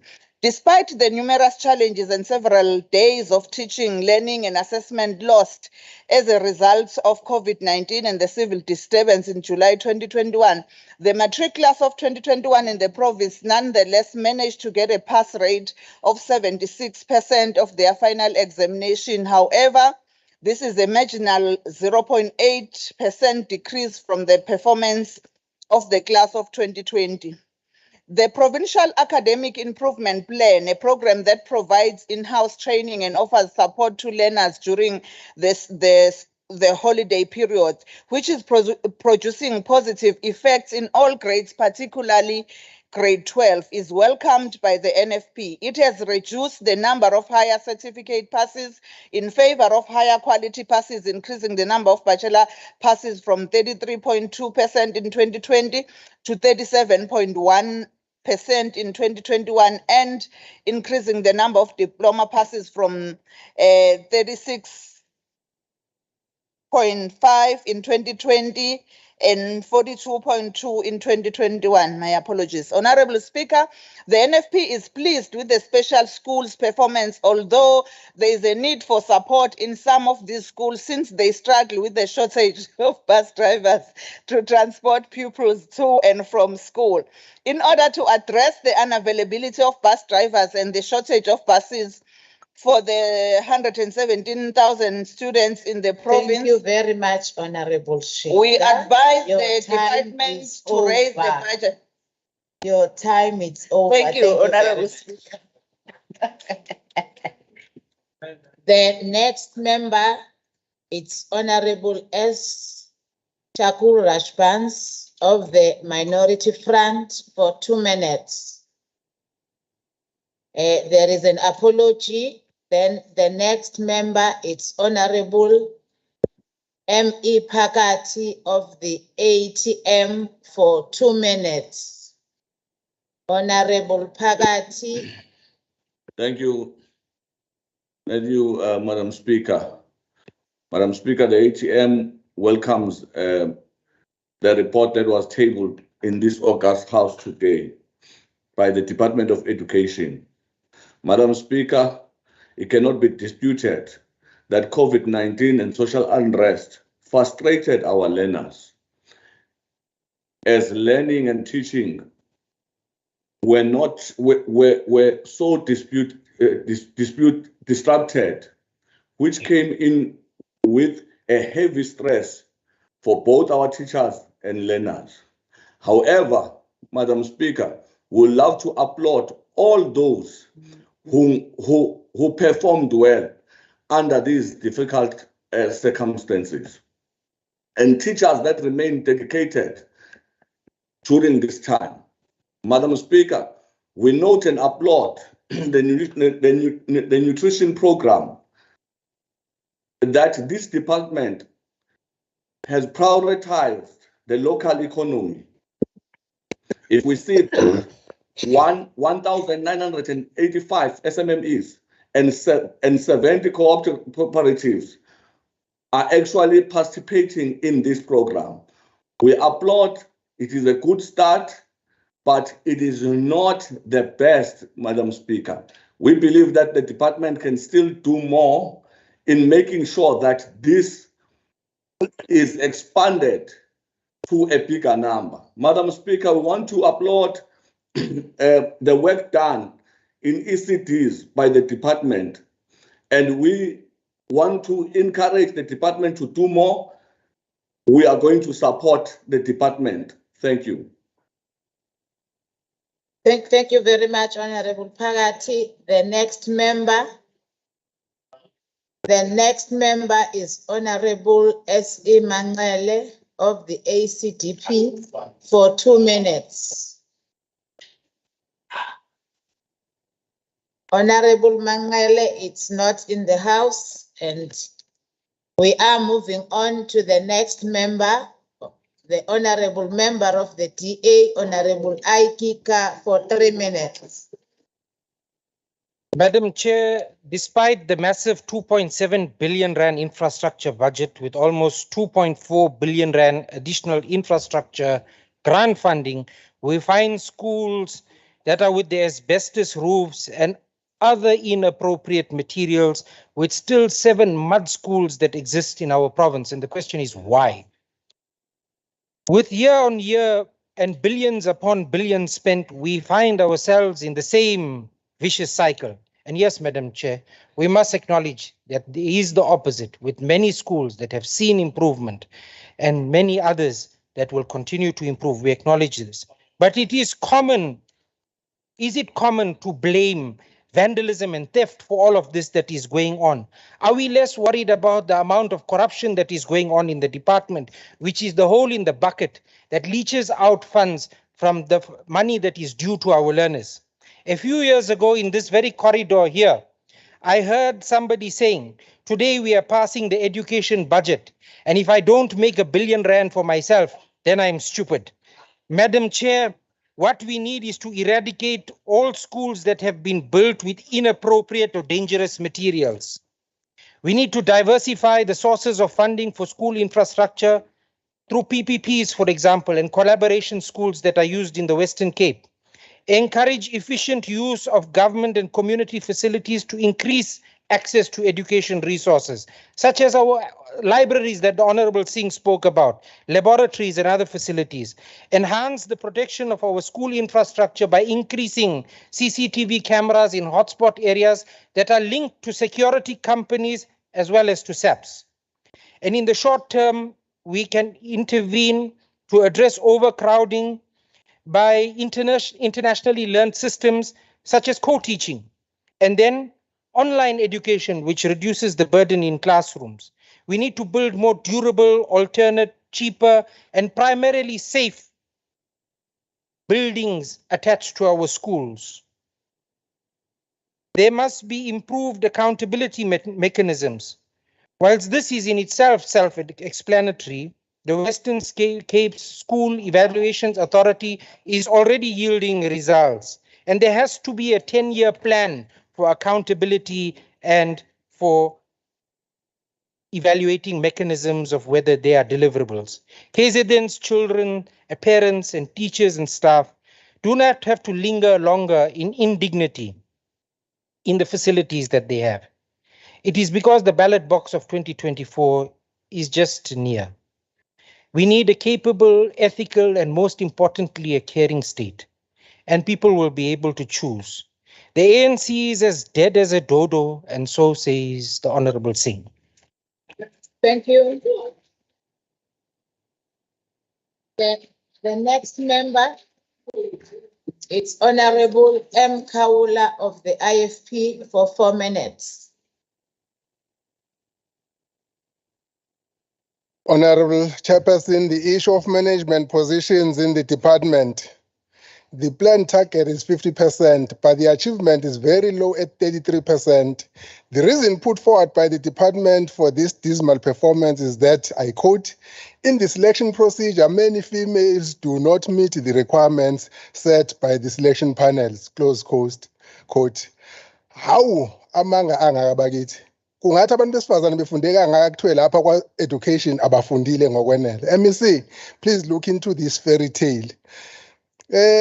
Honorable Speaker, in her report, the MEC repeatedly refers to the objective of the department to provide quality education. The IFP continues to maintain that quality education in this country still remains highly commercial. As the IFP, we fully support the initiatives of the department to improve the learning conditions of the schools, especially the rural and township schools. The divide between the haves and the have-nots is still very huge in our country. The divide between urban and rural is still very huge in our country. This big divide was laid bare when the effects of COVID-19 struck in our country and schools were in some ways forced to resort to online tuition and learning. Some of the issues have to be confronted courageously by the powers that be if we have to achieve the spoken about quality education. For as long as we do not have quality management of our education system at all levels, we will still remain very far from achieving quality education. The practice of political interference by unions in the promotion posts of HOD, deputy principals and principals at school level must be attended to. When these posts get advertised, there is usually too much of this unnecessary, unneeded and unlawful interference with the processes, especially by unions. Uze ubezwe bethi sisayofaka ubani, hey lesiya isikabani. Kuye kuthi kuqala kwenziwa imicikilisho yaloko kusemthethweni, ezinye izimambane zibe zikade zabelana ukuthi ubani uyongena laphaya. Lokhu kubi kuyasithunaza isithunzi somnyango. Kuze kube sengathi umnyango isithunzela nje esingenamsebenzi esilawulwa izinhloso zenyunyana ethile. Likewise, when promotional posts are attended to by the department from the second level, CMC level, district, and province, the issue of promoting certain people because they belong to a particular union with a particular political ideology must come to an end. People must be promoted on the basis of capacity, ability, and performance, and not on the basis of belonging and not belonging. Honorable MEC, there is not a single district director in your department who is not a former member or former activist of this favorable particular union. This is unfair. There is a directive in this country from public service for promotions not to skip levels. Imagine then if this is the case, it means that going up the ladder, you will only find people of a particular what in the upper echelons of the department. Buphi ubuntu esimweni esinjalo. There is another ambiguity caused by officials of the department in the setting up of the planned targets for the year. The department reports that in 2019-20, the number of schools that offered grade R were 3,982. But when they set the planned target for the following year, 2020-2021, they put it down to 3,902. Remember, Sivale Unyaka no 3,982. The target for the new year, 3,902. And then in this reporting period, they report an overachievement because of 3,982, which is 80 schools more than the planned target. But the previous year ended already with these 3,982 schools. And you ask yourself, when the year started, what had already happened to the other grade Rs, which are now reported as overachievement? Were they swallowed by Skonyane? Lastly, the issue.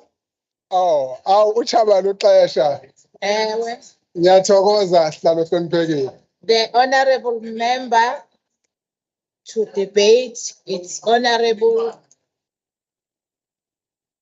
VP Kaluza of the African National Congress for 12 minutes.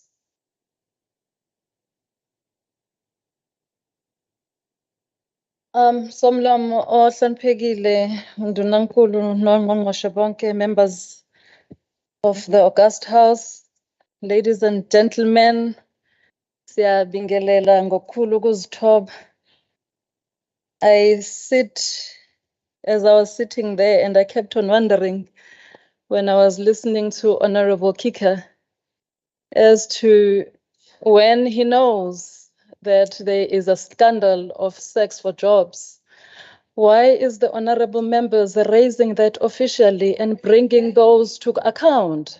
We sit in the same committee, Honorable Kika, and I've never heard you, not once, raising that issue in a committee level to ensure that this department, led by Honorable Fraser, accounts for that. I have never heard, but you come here today to grandstand so that you go out to the media and say wrong things that you have never raised officially at a committee level that you are entrusted by your party to ensure that you sit in education and you don't raise these issues. I sat there again, Honorable Chair of Chairs, and I listened in pain to Honorable Dlamini of the EFF.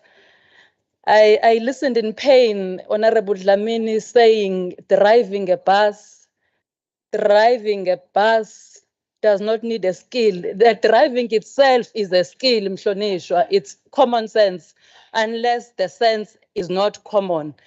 It's common sense, but equally, what pained me the most is for Honorable Dlamini to say anyone can be entrusted with driving learners with special needs.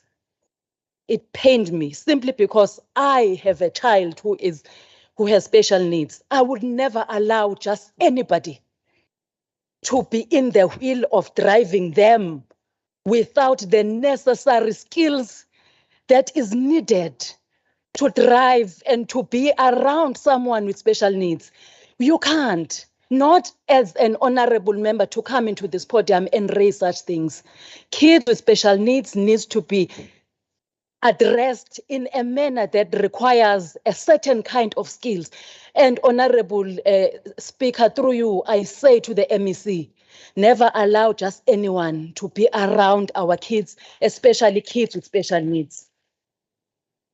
Honorable Speaker, I listen. I like my Honorable Mkhaya, Honorable Kaul.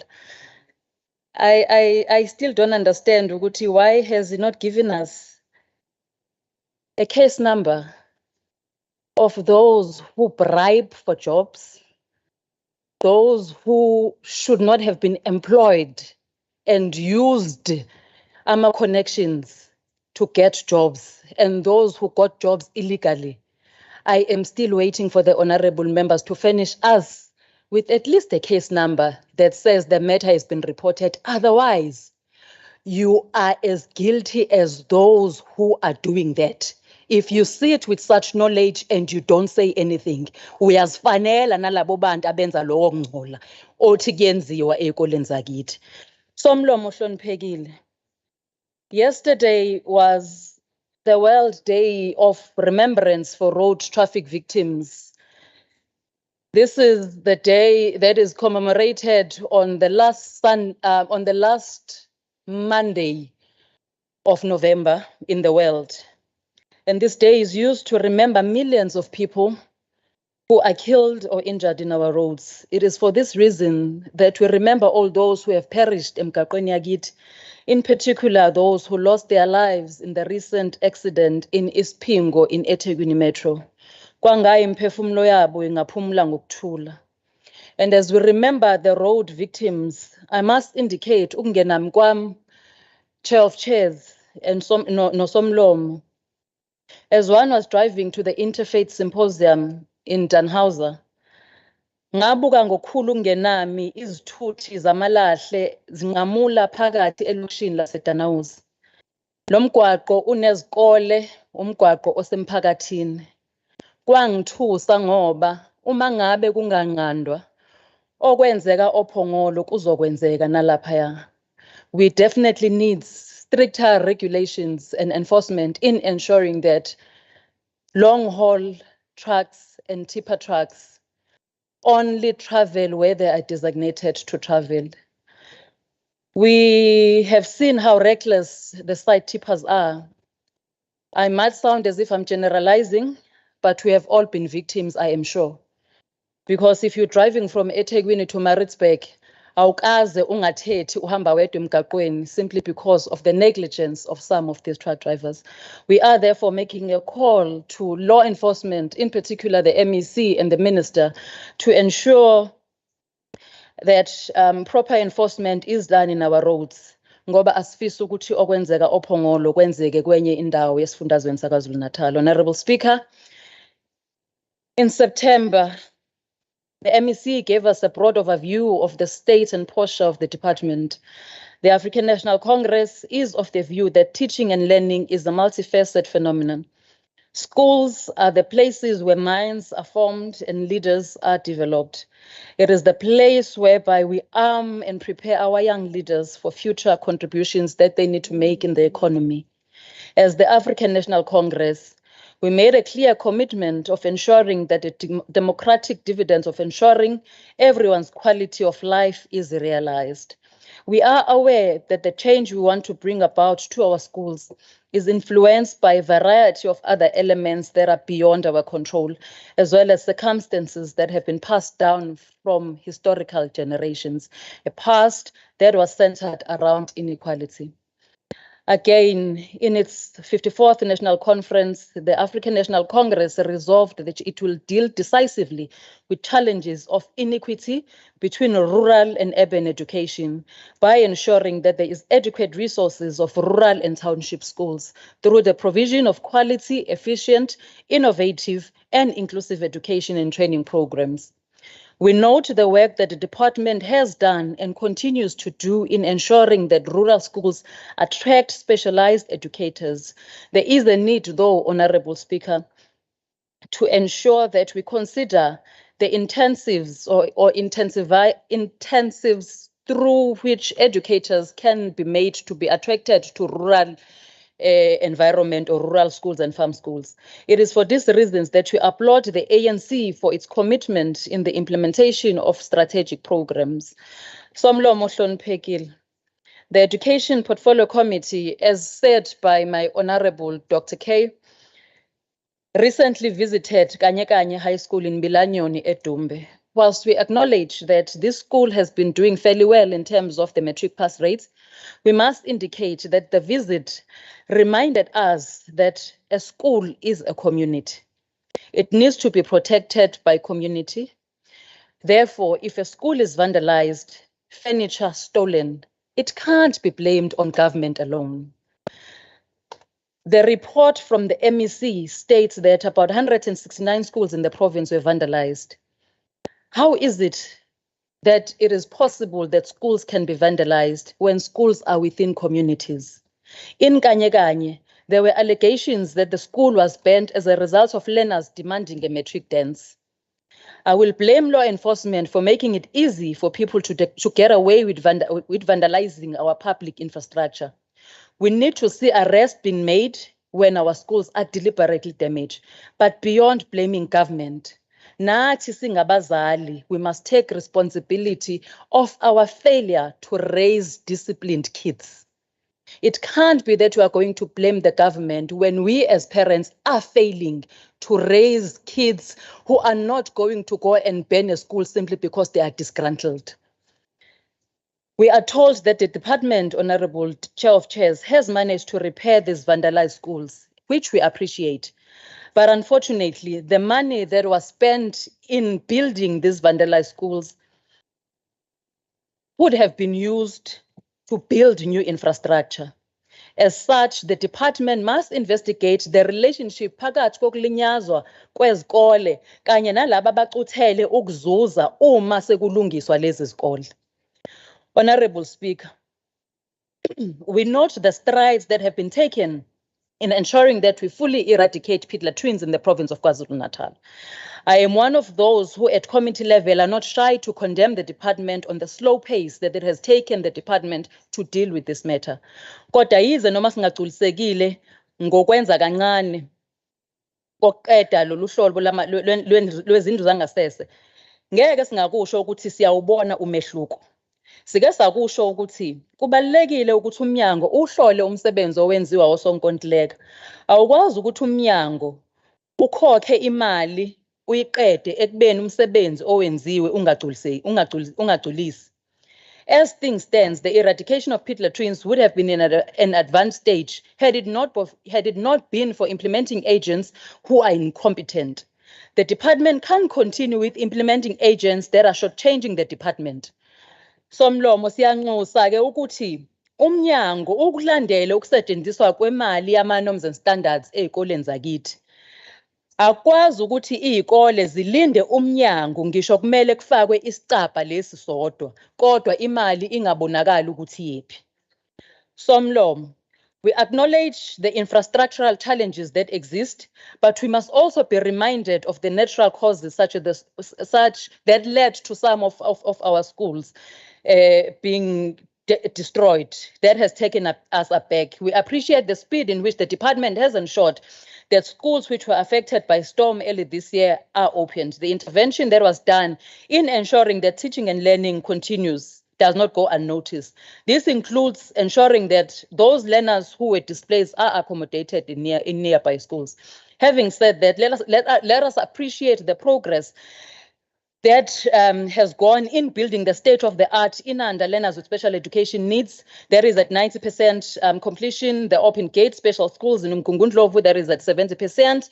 As well as the YMCA Special School, there is at 55% completed. Honorable Mamdlamini, if there is not a caring government, so the wires, what is the meaning of a caring government? Somlomo, kuzobaluleka ke ukuthi nathi sidlale indima through our committee work. We must follow the money and ensure that the money is spent to what it is meant for. Siyabonga. Thank you very much, Honorable Kaluza.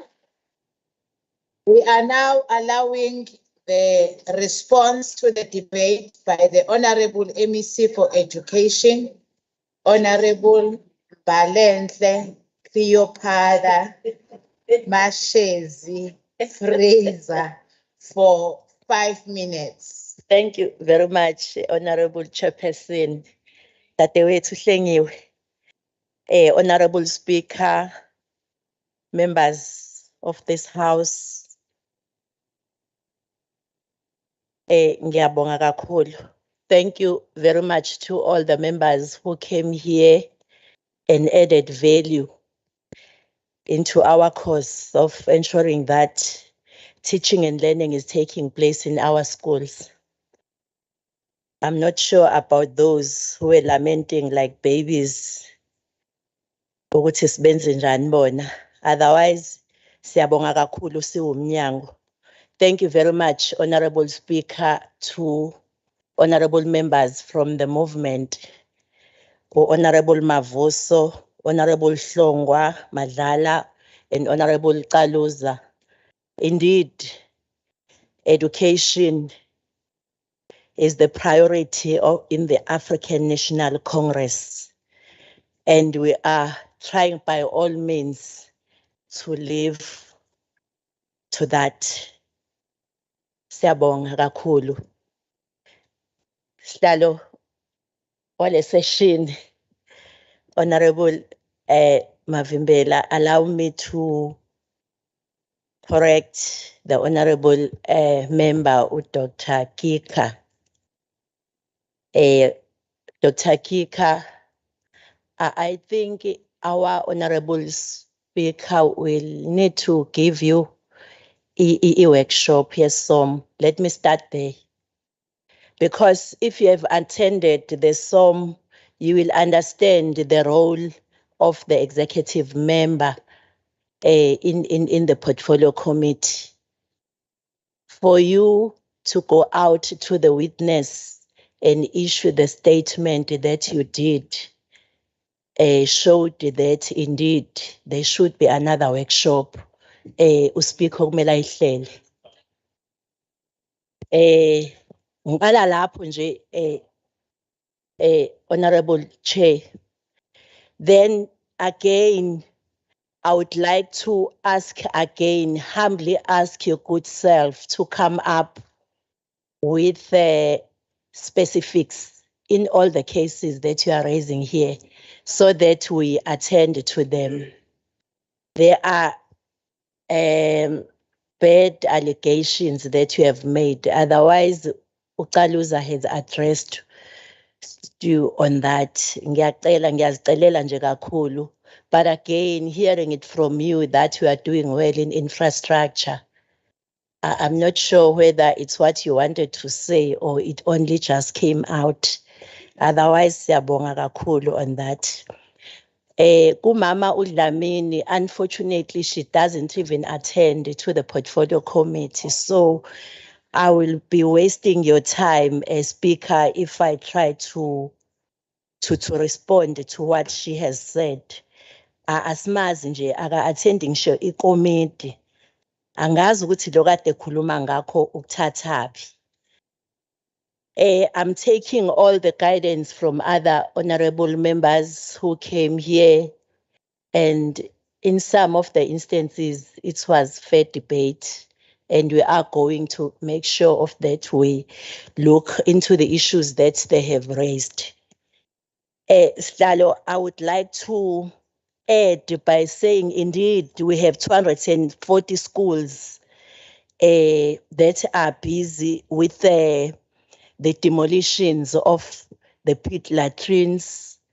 Kukhona esikwenzayo. In the issue of the smart schools, again, 69 schools have been provided with all the ICT equipment. And of course, 136 schools which are piloting e-coding and robotics. We are very happy as the department. And again, allow me, Speaker, to report that we are running examinations, and up to this far, we are fairly happy with progress that is happening in our schools. But again, I'm appealing to the good honorable members to assist us by ensuring that our schools are a safe place.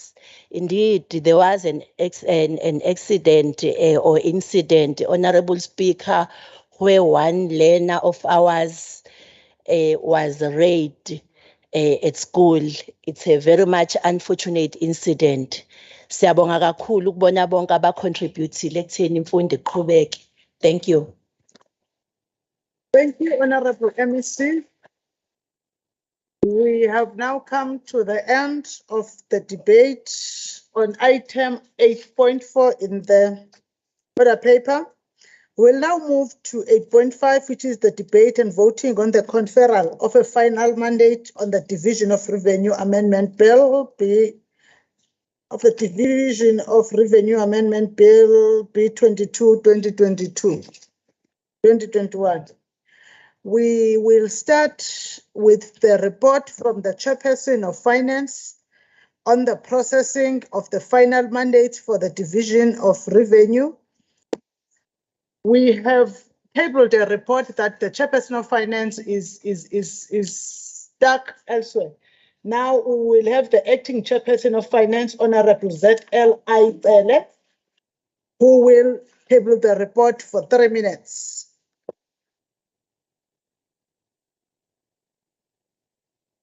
Honorable Speaker, honorable members of the House, I am tabling this report on behalf of the Chairperson. The Division of Revenue Amendment Bill B22 of 2022 was passed by the National Assembly and transmitted for concurrence by the National Council of Provinces, the NCOP, on the 16th of November 2022. All provincial financial portfolio committees were invited by the Select Committee on Appropriation of the NCOP to attend a virtual briefing on the bill by the National Treasury, the Financial and Fiscal Commission, and the Parliamentary Budget Office on the 10th of November 2022. This committee further received a special briefing on the bill by the National Treasury on the 17th of November 2022. In accordance with Section 118(1)(a) of the Constitution, the committee must facilitate public involvement in the legislative process. Accordingly, the bill and related briefings document were placed on the legislature's website together with the notice calling for the written submission on the bill. The briefing on the bill by the National Treasury on the 17th of November 2022 was also live streamed on the Finance Committee Facebook page and its Twitter feed, thereby promoting public access and involvement in the bill. The committee received no written comments or submission for the public by the close of the date of such comment. The NCOP dates for the negotiating and financial and final mandate on the bill are the 21st and the 22nd November 2022, respectively. The Finance Portfolio Committee met on the 17th of November 2022 to consider the negotiating mandate. The committee agreed to A, confer the negotiating mandate to the NCOP in support of the bill, B, to recommend to the House, should there be no amendment arising from the NCOP meetings, that the House 1, adopt the report of the Financial Portfolio Committee in respect for the Division of Revenue Amendment Bill B22 of 2020. 2, confers authority on the head of the provincial delegation to the NCOP or a delegate designated by the head of the delegation to cast a vote in favor of the Division of Revenue Amendment Bill B22 of 22 as a final mandate at the NCOP plenary. I thank you, Speaker. Before we move to the next speaker, when we were making tablings, only Finance Portfolio Committee tabled a report. I will now call first, before he comes to the podium to read the report, upon the chairperson of the Standing Committee on Oversight, Honorable Ntombela, to table the Starkov report. Thank you, Honorable Speaker, for your indulgence. We would like to apologize to the honorable members for not being able to present the report earlier in the morning. There was an accident on the road from Hillcrest coming to this site, and unfortunately could not connect virtually because of the network problems. So we want to table the report on behalf of the Starkov on the Standing Committee on Oversight on the Division of Revenue Bill. Thank you.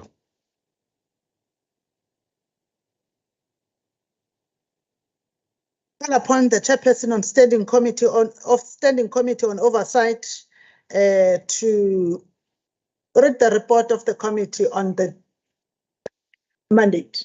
Thank you, Honorable Speaker. The report of the Standing Committee on Oversight on the consideration of the Division of Revenue Bill. The report is an oversight report reflecting the views of the Standing Committee on Oversight following the presentation and consideration of the Division of Revenue Bill 20 of 2022. The Standing Committee on Oversight met with the Provincial Legislature Vote 2 on the 21st of November 2022 and was taken through the bill. The committee noted that the bill is aimed at making provisions for the equitable division of revenue among national, provincial, and local government level, and that part of the division is with regards to the conditional grants. There is no specific allocation of the equitable share or the conditional grant that is directed at vote to the provincial legislature. Based on the foregoing, the committee resolved to note the bill and is in support of the views as expressed by the Finance Portfolio Committee in their committee. Chair, we present the report. Thank you. Thank you. Honorable members, we are about to start the debate.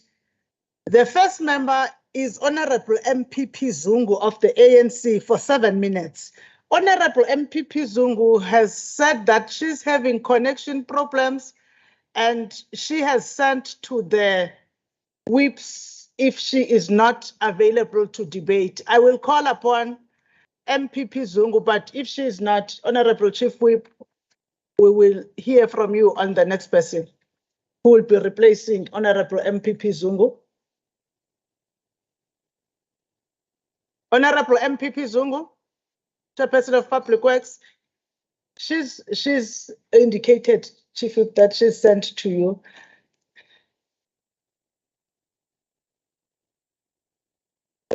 Honorable Speaker, thank you very much. We are trying to locate she also indicated to me that she has already emailed to me input check or ETB check, but I haven't received it. Can we request your indulgence, Honorable Speaker? Then Honorable Zuma, if by speaker number 3 on the debate you don't have the replacement, we will fall off because we have made that indulgence to other parties before that. A person who is still trying because of connectivity, at least Honorable MPP Zungu made us aware. that is done. But if by speaker number 3, that is titled number 6, there we do not have, she will fall off. Can I now? Thank you very much. That will be fair. Thank you. Can I now call upon Honorable M. Kaula for 5 minutes on behalf of Inkatha Yenkululeko.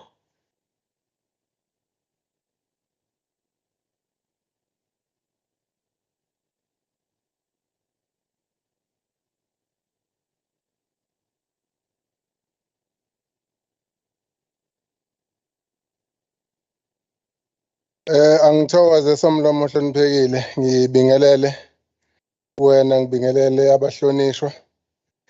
On behalf of Inkatha Freedom Party, let me confirm that the IFP members of the Finance Portfolio Committee were part of the meeting on Thursday, 17 November 2022, that resolved to mandate the NCOP KwaZulu-Natal delegation to support the Division of Revenue Amendment Bill B22 of 2022. Be that as it may, allow me to state that the IFP concerns in terms of the very tight time frame that the NCOP allowed to provinces for public consultation processes on this bill. The bill was transmitted for concurrence by the NCOP to provinces on the 16th of November 2022. The briefing meeting on the bill by National Treasury to the KZN Finance Portfolio Committee was the next day on the 17th of November 2022. In order to allow for public consultation, this briefing meeting was live streamed on Facebook page and Twitter. As a result, no written comments or submissions were received by the committee on this closing date, which was the same date. The IFP is concerned that public access to the bill was very limited due to this very tight time frame. Again, it is always maintained in this country that KwaZulu-Natal, Limpopo, and Eastern Cape provinces are 3 most rural provinces of the country. Public consultation processes in these provinces have to take into consideration physical contact meetings because of this aspect. Lastly, the Division of Revenue Amendment Bill B22 of 2022 is a money bill. Section 77(3) of the Constitution of the Republic of South Africa says, and I quote, "All money bills must be considered in accordance with the procedure established by Section 75. Such procedure in Section 75(2)(a) states this, and I quote, "Each delegation in a provincial delegation has 1 vote," close quote. Therefore, Honorable Speaker, whilst the IFP voices its support for this mandate in the House, the IFP as a party will further give its party directive to the IFP KZN permanent delegate in the NCOP and to the IFP special delegate Somkipala, who will be attending the sitting, for their proper individual votes. I thank you, Ngiyathokoza. The next speaker for 4 minutes is the Honorable Dr. Aikika of the DA. Thank you, Madam Speaker. KZN remains in a turbulent fiscal environment, and one may very well ask if we are not headed into a fiscal storm. This environment has led to the inability to fill critical vacancies across the various departments, with health and education worst affected. In the case of health, this inability to fill vacancies costs lives, and in education, it leaves a citizenry that is not capable of properly leading society. While the opposite is both true and worrying in other departments that have bloated administrations full of deployed cadres chowing the revenue. Allocations to KZN for disaster response does not meet the requirements if we have to look at education as just one example, let alone other allocations for human settlements, for example. There are areas to watch out for, such as in Utugela, where 98.5 million rand is allocated, but the Inkosi Langalibalele municipality alone wants 20 million rand for cemeteries and 30 million rands for halls, which they claim have been damaged because of storms. This is, of course, very worrying. As far as education and its infrastructure grant is concerned, it is expected that over 2.3 billion rands, the department is expected to use 95 million rands for reconstruction and rehabilitation of damaged schools. And when we visited these schools, they could not adequately demonstrate to us that the damage amounted to the 400 or 500 million rands that they claim. The impending financial crisis about to slam the Department of Education is an indication of the fiscal storm that I'm referring to, without any relief noted through the pursuit of DORA. Despite these examples and needs, there is the concern that the overall spending on flood relief in particular is not timeless. It is astonishing that after years of unfunded mandates thrust down the throat of KZN, such as the funding of the Izinduna and their back pay, and they must be paid, this continues to remain on the back burner. In fact, if you pursue DORA, you will find that there is not even a single mention of the Induna back pay and their payments. The DA will be providing feedback to them soon. Unlike what happened in the past when we met them to raise these issues, we found officials from COCTA arriving there in bluster and trying to intimidate the entire process. It won't happen again. The bottom line is that this ANC-led government has failed traditional leadership when it comes to these payments. The Honorable Francois Rogers has already said to this House, and I quote, "The financial stability and security of our province and its municipalities has never been at greater risk than now. A risk created by the ANC through poor policy implementation, placing party before state, and by building an incapable state through patronage and the creation of a bloated administration," unquote. He added, and I paraphrase, "The people of KZN and South Africa deserve better. With the 2024 elections on the horizon, they hold the power to send the ANC government into permanent exile." Thank you. The next speaker for 7 minutes is Honorable MPP Zungu, whose speech will be read by Honorable Mavuso.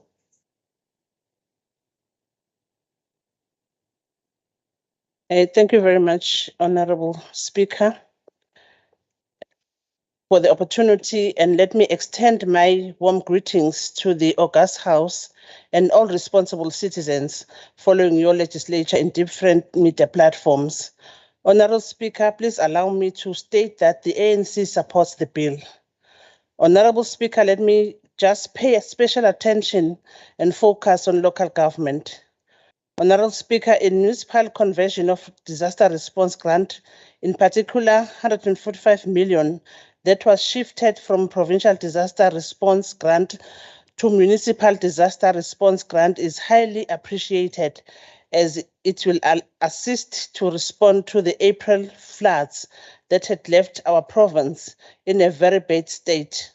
But appreciate even more the contingency measures in the form of 248 million added to MDRG. KZN was hit hard. Infrastructure was damaged severely, especially in the eThekwini Metro. We welcome 3 billion allocation for KZN municipalities as additional funding for disaster reconstruction and rehabilitation. We also know very well that even today, there are people that were badly affected who still remain housed in halls and having no place to call their homes. The 92 million that is added to informal settlement upgrading partnership grant will assist to purchase the land identified for the relocation of all displaced victims of floods for eThekwini Metro.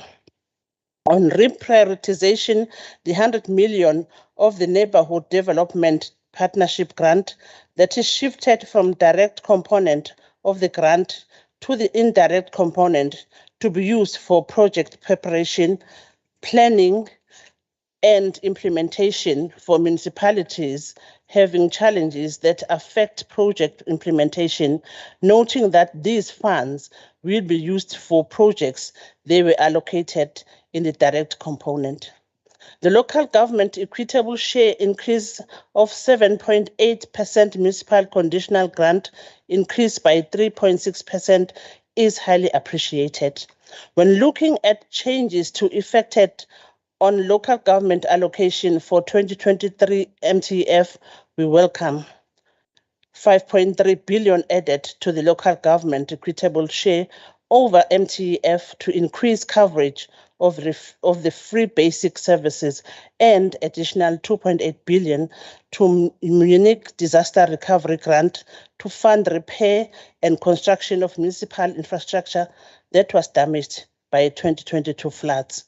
Though direct conditional grant allocation of 6.5 billion over the MTF allocated to several municipalities, wherein our Metro eTag is also allocated 88 million in 23-24 financial year and 118 million in 24-25 financial year for the Avoca Node project.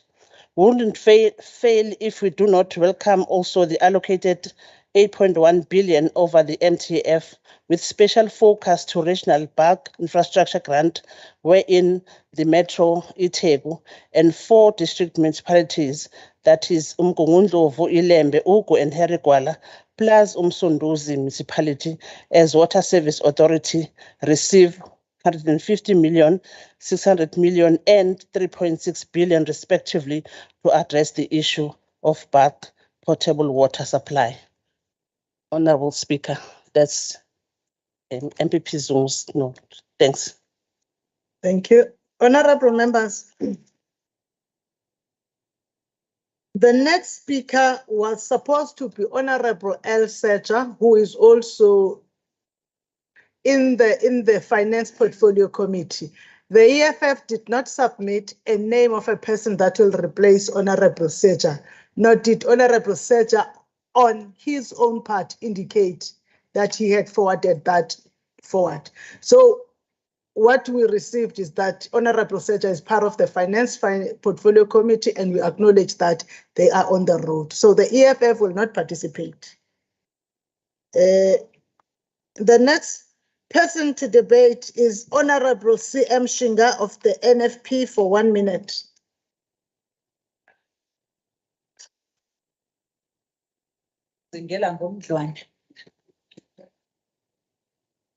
Mhlonishwa Somlomo, njengoba lo mthetho sivivinyo uhlose ukuchibiyela ukuhlukaniswa kwezimali ezingenayo, kuyasithokozisa ukubona ukwengeza kwezigidi ezingu-49 kwisabelo mali sesifundazwe ukuze kuqhutshekwe nokunakekelwa nokuvikela izisulu zey'khukhula zikaMbasa 2022 ezibekwe ezindaweni zokukhosela kulesi sifundazwe. The NFP commends the release of a total of 92 million to the Informal Settlements Upgrading Partnership Grant for eThekwini Metropolitan Municipality in order to acquire the land designated for the relocation of flood victims who were previously situated in informal settlements that were destroyed by the April 22 floods. Honorable Speaker, siyabonga.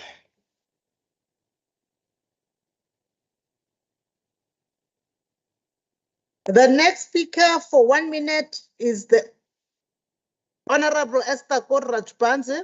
We have not received any indication, followed by Honorable M.E. Pagati of the ATM for 1 minute. Honorable Pagati, is he still on the platform, Secretary? Honorable Pagati. Honorable Pagati. We have called Honorable Pagati. Probably he might have a connection problem, but he will indicate to us. We will now move to the next member, Honorable S.E. Mangale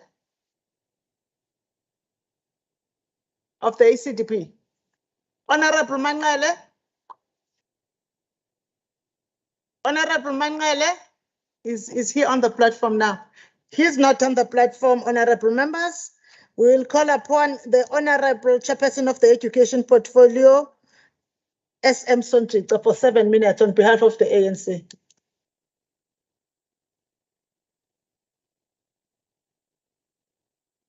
Oh, thank you very much, Honorable Speaker. It is indeed an honor for me to debate on behalf of the African National Congress.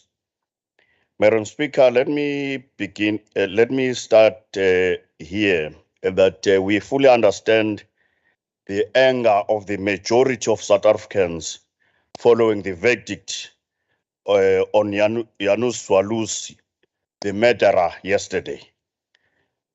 Those who were supporters of apartheid have no right to tell us how we must feel.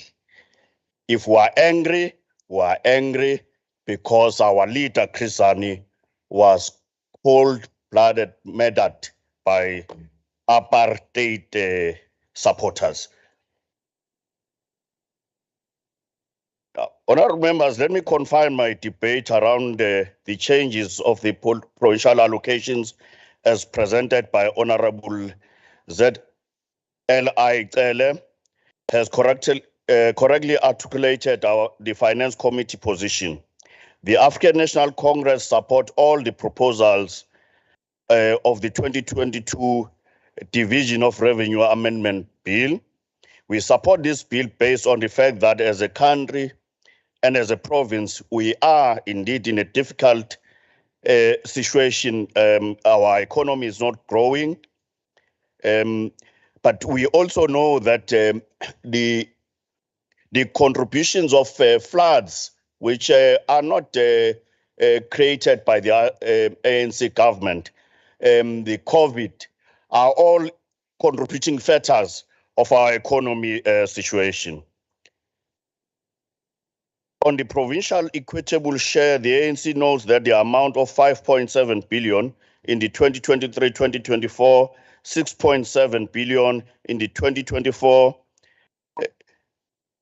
and 7.6 in the 2025-26, and 20 billion over MTAF are added for the compensation of employees pressures within the education sector, which will really assist the Department of Education.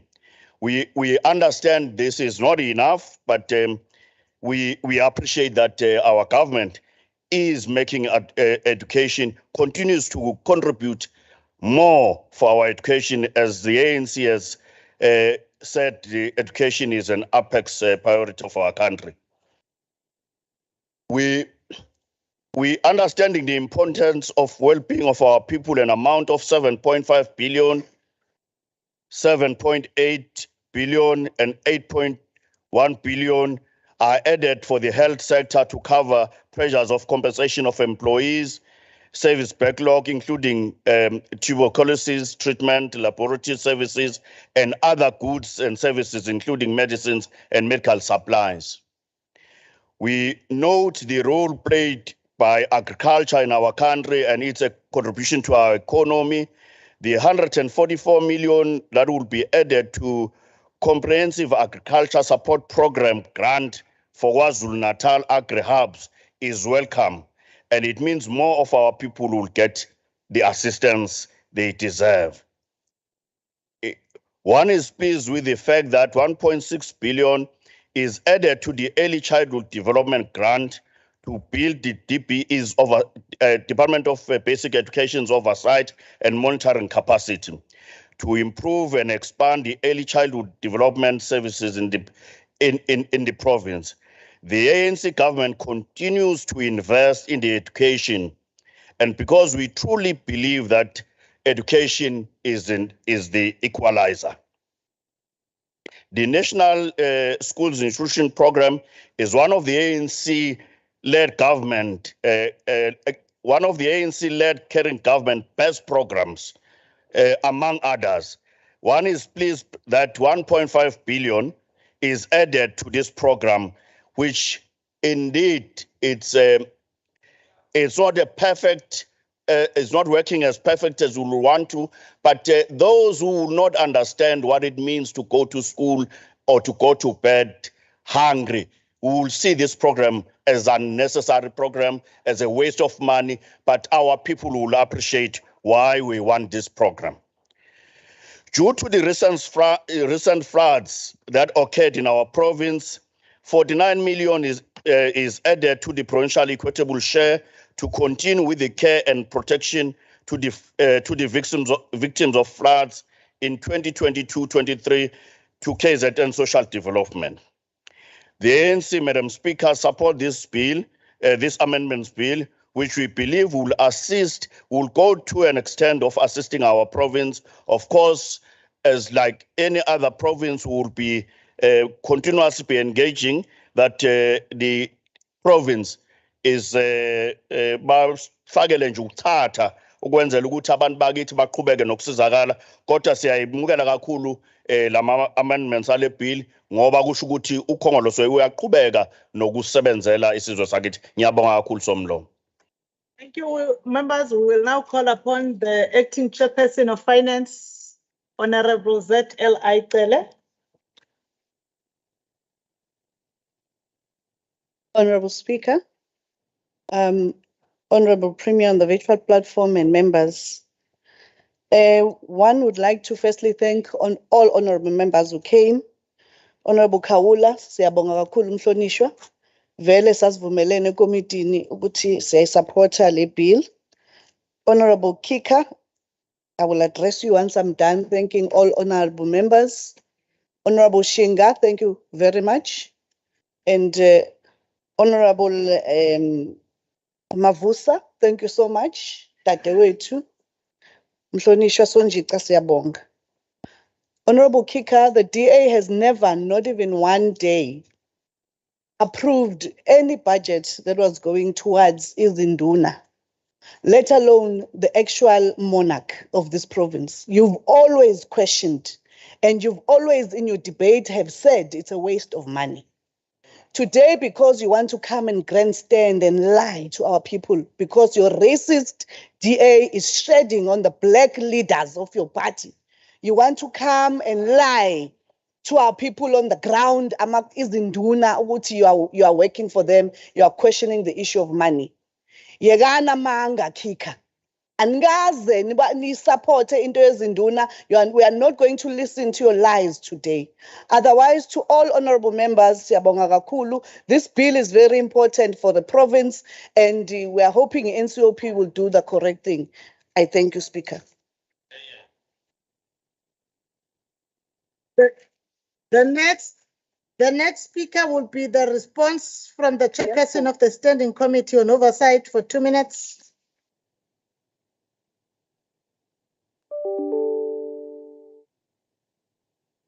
Chairperson of Starkov.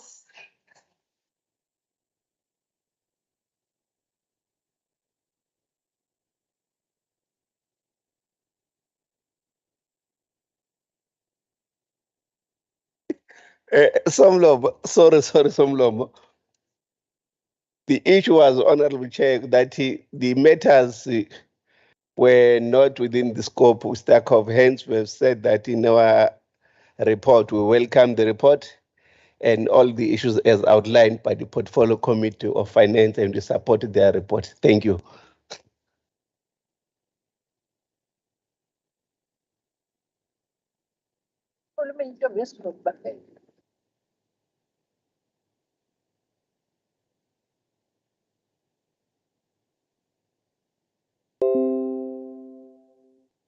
Honorable members, we've now come to the end of the debate on the conferral of a final mandate on the division of revenue amendment bill. The House now needs to vote on the final mandate. As per the recommendation of the Portfolio Committee on Finance, I now put the question to the House as follows.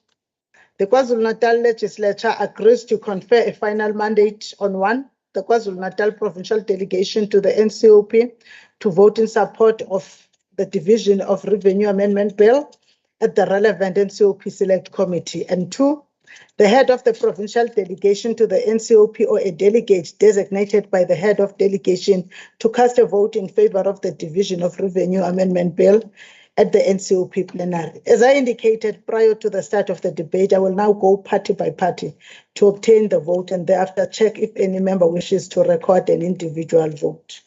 IFP.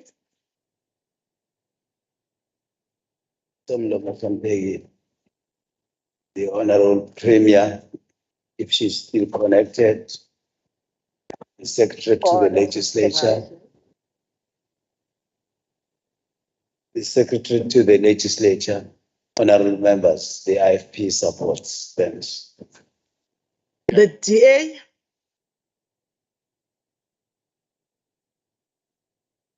Thank you, Madam Speaker. The Democratic Alliance supports DORA B22 of 2022.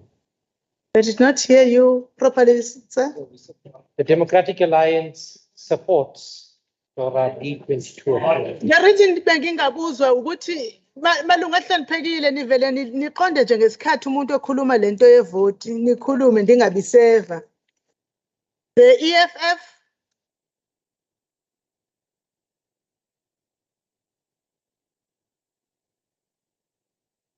Thank you, Honorable Speaker. The EFF supports. Thank you. the NFP, Honorable Speaker, honorable members, the NFP supports the bill. MF is not in the house. ACDP is not in the house. ATM, is the ATM still in the house? No, I am asking from Madam Secretary of KwaZulu-Natal Legislature. ATM, how do you vote? Honorable Pagati? Honorable Pagati? Honorable Pagati is silent, honorable members. I will hear from the secretary. How is that interpreted? Because he's in the house. ANC? Somlomo ohloniphekile inhlangano umbutho kaKhongolose uyayisupport.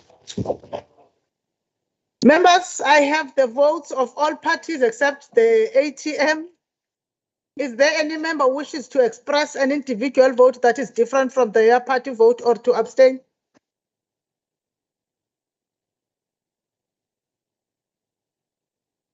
Any individual vote, honorable members? Secretary, any? Okay, there is none. I will now give the secretary to give me the tally of the votes. Thank you, Madam Speaker. The voting results are as follows. Votes in favor 46, votes against no, abstentions no. What becomes of the? It's not recorded as any vote, Madam Speaker. It's just presence in the House, but with no vote recorded. That is what is important, honorable members, because we must learn on that. Remember that your presence is determined as being connected in a manner that allows you to participate. So the ATM has been called during the debate. They were unable to respond. They are called now. So they are not present in a manner as envisaged by the rules. Connection alone are going to back on. Honorable members, I therefore formally declare the result of the vote as votes in favor 46, against nil, abstention nil. The ayes have it. That concludes voting on the conferral of a final mandate on the Division of Revenue Amendment Bill B 2022. And that item on the order paper has come to an end. Now, we're going to 8.6 or breaking, Secretary. Honorable members, we are breaking for lunch until 2 o'clock. Until 2 o'clock.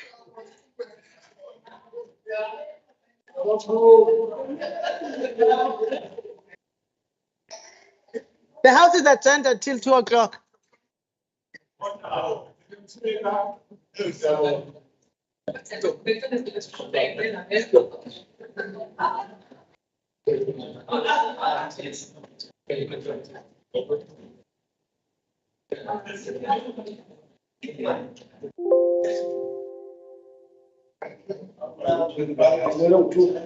Uyaphuma.